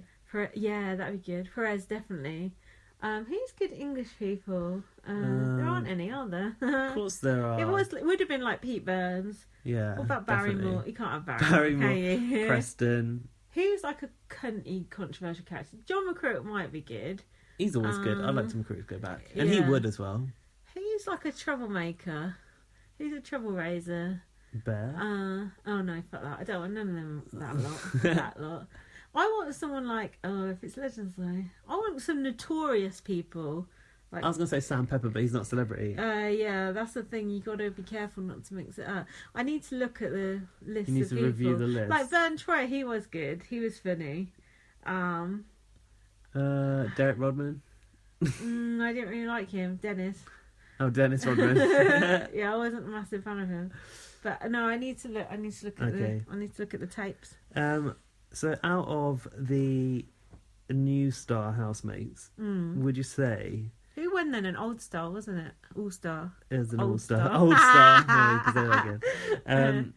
Would you say that any of the new stars have earned all star status? Ooh. Do you want to be reminded of them? Yes. Who they are? Yes. Got Angie Best, No. Bianca Gascoigne, No. Brandon Block. Not even wasting my airtime saying no on him. Yeah. Chloe Ferry. Definitely not. We got James Cosmo, No. Jamie O'Hara, No. Jessica Cunningham. No, although I wouldn't have minded to see. I think she would have fared better if she'd got him First on the yeah. original, yeah. She was just playing catch up the whole time. Come back when you're a 10, innit? Yeah. Ray J. No. Although I wouldn't mind seeing more of Ray J. Stacey Francis. Definitely not. So none of the new stars have made all-star Awful. status. So do you think they see you any later. of them now? Not at all. Shit. No, I look at them now. I'm like, Yeah, crap. to be fair, the new stars were filler. Yeah, shit. Yeah. Crap. No. Bin them. And do I have any more questions? What's the biggest injustice of this series? Well, I think There's a few injustices. I think Austin Going is one. Bigger than Coleen winning.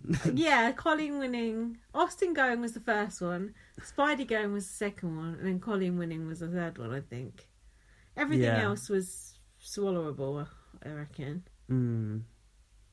I think Austin Going. Austin Going Because it just made no sense. It just denied us of some good TV. At least he got to come back for his last moment on TV. I know, but I got pissed off with him then. Yeah, because he didn't like Jedward anymore. Even tonight, he was like, I feel like he could have done well, but mind you, he was being a prick even at the start, wasn't he? I miss my boyfriend. Yeah. Whatever. It was a bit of a Jade Goody in like it'd gone so well first time around and then it just bombed second time. Yeah, you can't recreate that magic unless you're Coleen. Which housemate was the most overachieving that you didn't expect anything from? We missed someone off the new stars. Did Kim. Kim is the. Oh my god, Kim! That's why. Because I've accepted her as such a legend that I forgot she's a new star. Kim is. Oh shit! Of course, Kim is legend status. God. Right, royal At least fuck up. remembered. And I'm looking at the app when I scrolled past her. That goes to show how good Kim was. She's basically made all-star status. Says it all. Sorry. Go on. Most overachieving, out of the housemates that you didn't really expect or you weren't happy to go see him back in, who kind of surprised you the most, that you were most kind of in hindsight were happy went in? Do you get what I'm saying? Yeah, but I don't think there are any. Oh, I know, James Jordan. Me too. Yeah, he was a lot more palatable than he was the first time. Because I really He was absolutely despised cunt the him. first time. He actually did deliver this time around. You did, but he was still annoying. But when he went, I felt sad. Not sad, but... It was mixed emotions, Yeah, wasn't it? he shouldn't have... I didn't consider that an injustice, but it wasn't right that he went in that spot. He was evicted, normal eviction, wasn't Yeah. he? I think it was that flash vote. People forgot to vote. It was one of those short votes. Even with Chloe, as annoying as she was, I feel like she could have had a few more days in there. But I've I know had enough of that, though. I had two, but then I look back and think, oh well. Would I rather have seen more of her or James C? But just maybe her dynamic with Jedward was quite interesting, and the way she was setting Callum was quite funny. That's true. Those- It would have been interesting to see him handle that situation for a bit longer. Just like a couple more days, maybe. We got a few weeks yet, Yeah. babe. Oh, we'll have a bit of What's a going flirt to happen tomorrow. when you get to that point? Yeah. Nothing. That's all. That's pretty much all my questions. Oh, those are good questions. Thanks. Oh, thank you. And I just knocked them up in 2 seconds You flat did before the actually. podcast. You shouldn't admit to that. That's skill. So that's pretty much it, I think. Oh my god! Oh God, Can you what an believe emotional! It? Wow, It's been a journey, hasn't it? It has. They didn't have any like emotional music at the end, did Oh, they don't do that thing anymore where they show shots of the house and they put the echoey voices over it. Why don't they do that anymore? You chicken-livered bugger. Oh, that'd be so good. Oh man, you're a disgrace. Disgrace. Oh, what else would be in there? What did Spidey I'll bite say? your nose off. Yeah. That'll be in there. What Spidey must have one memorable quote. With They that actually in don't there. this year, do Something they? about opening and shutting that fucking door. Like, what about the water? Does this say Austin's water on it? What would Jedward's one be? What was Jedward's quote in the I series? don't know. Jedward would say loads of good things. That Jedward's would have been, you've got wannabe fake reality yeah, star yeah. terrorising your real celebrity Yeah. bookings. And the lights fade out over the house. Yeah. Oh, see, we can produce this show better than you, Big Brother. Yeah, get us and Jedward in. You'll have a great series next year. Masterminds. No, have you enjoyed it overall? I have. I have. Yeah. I do think it's one of Channel 5's best series. Even though, we don't know what's going on half the fucking time. But as it goes, yeah, I did think it was good. Funny now, looking back on the new stars, though, they're all pretty crap. Yeah, they were pretty duff, weren't they? Yeah, so maybe it would be good to have a Legends one in the summer. We'll better bring on some real legends. I'm pissed off that they're doing pairs for civilians, because I don't like it when they have to work in pairs. Yeah, well, I think it might provide plenty of potential to shake up the game, though. Yeah, maybe. Split people up. Yeah, I suppose so. Nominating pairs. Bring in a point system. Bring back the 24-hour link. Yeah, good luck with that. The only time we'll get that is if they move to a new channel, so we'll see. So the next Big Brother related thing coming up in the Big Brother calendar is Big Brother Canada. Will you be watching that? I'm very Is much it looking 5? forward to BB Cam 5. Is that going to be an All Stars? Is it? I don't know. I I heard hope rumour not. that You can't it do might an All be. Stars after 4 series, can you? I think you can. Really? Well, I think you can, mate. Who would you think have? so. Neda, Peter Brown, Sarah Hanlon, Gary Glitter. Gary Yeah. Glitter, obviously Yeah. robbed for his victory. Yeah. Oh my god, I'd love to see Gary come back and win Oh, it. Godfrey. Oh yeah. Oh, Tim, Nikki. Tim and Nick have got to be Yeah. there. Oh, it'd be quite good actually. Mitch, I would have as well. Mitch Muffin. Yeah. What about Cassandra? Everyone likes her, but I'm not that fussed on her. Cassandra. Yeah. Can't remember her. She's like, oh, hey, bitches. She was how was hanging out with Tim. Little Asian girl. No. No, she's like chubby thing, like funny looking. She's quite cute, but Plus size model. no, that was Brittany. I can't remember He doesn't Cassandra. know. He's not a super fan. Hey, I just told you Sarah Hanlon and Mitch Muffin. Marsha. I bet they'd Peter Brown. Yeah, Peter Brown. I already said that. Emmett, I bet they'd bring back. Is boring. I don't want that fat winner that got fat. Who's that? That guy, Neda's boyfriend. Oh yeah, John Pardy. John Pardy's so boring. He's always scratching his crotch. There's enough there for you could have Kenny. Fuck it, I'm gay. Yeah. Yeah, I don't like him though. He's I fat. do. Oh, do you? Well, oh, you like him? yeah, I like him. I don't even like him. Like him, that. like him.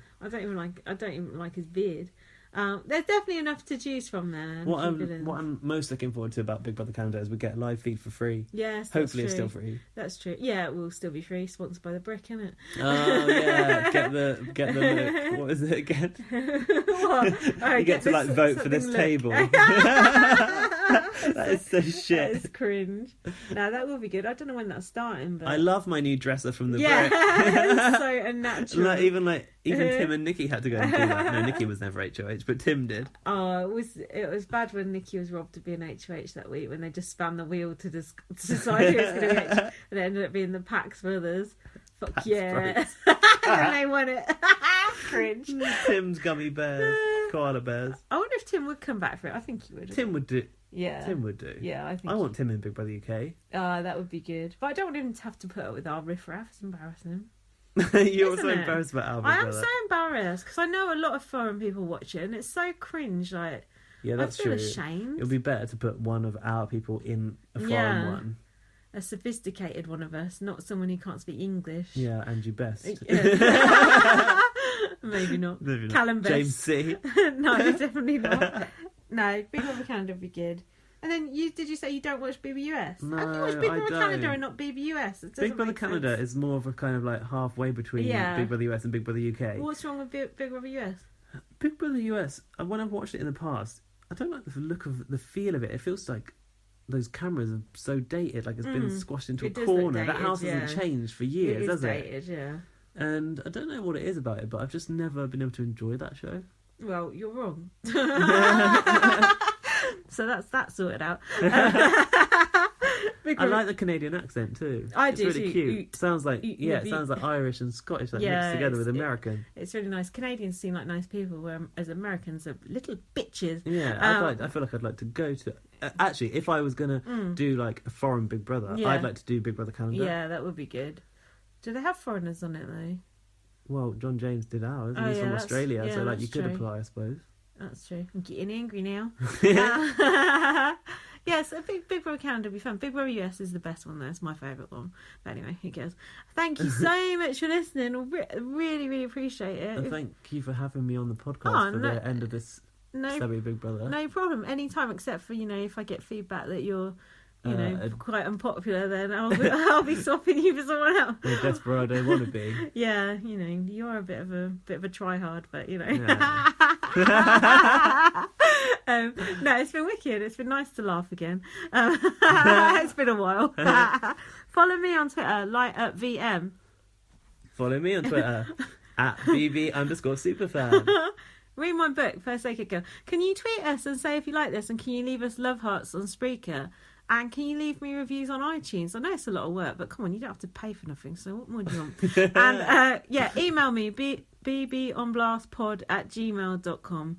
And, I don't know, do something. Go outside and play in the snow. Be free. Big Brother's over. Our evenings are no longer, consumed. And don't be bitching on Twitter tomorrow going, I miss Big Brother. Get a life, you saddos, you chicken-livered shits. Ooh, bitches. See ya. Bye. Bye.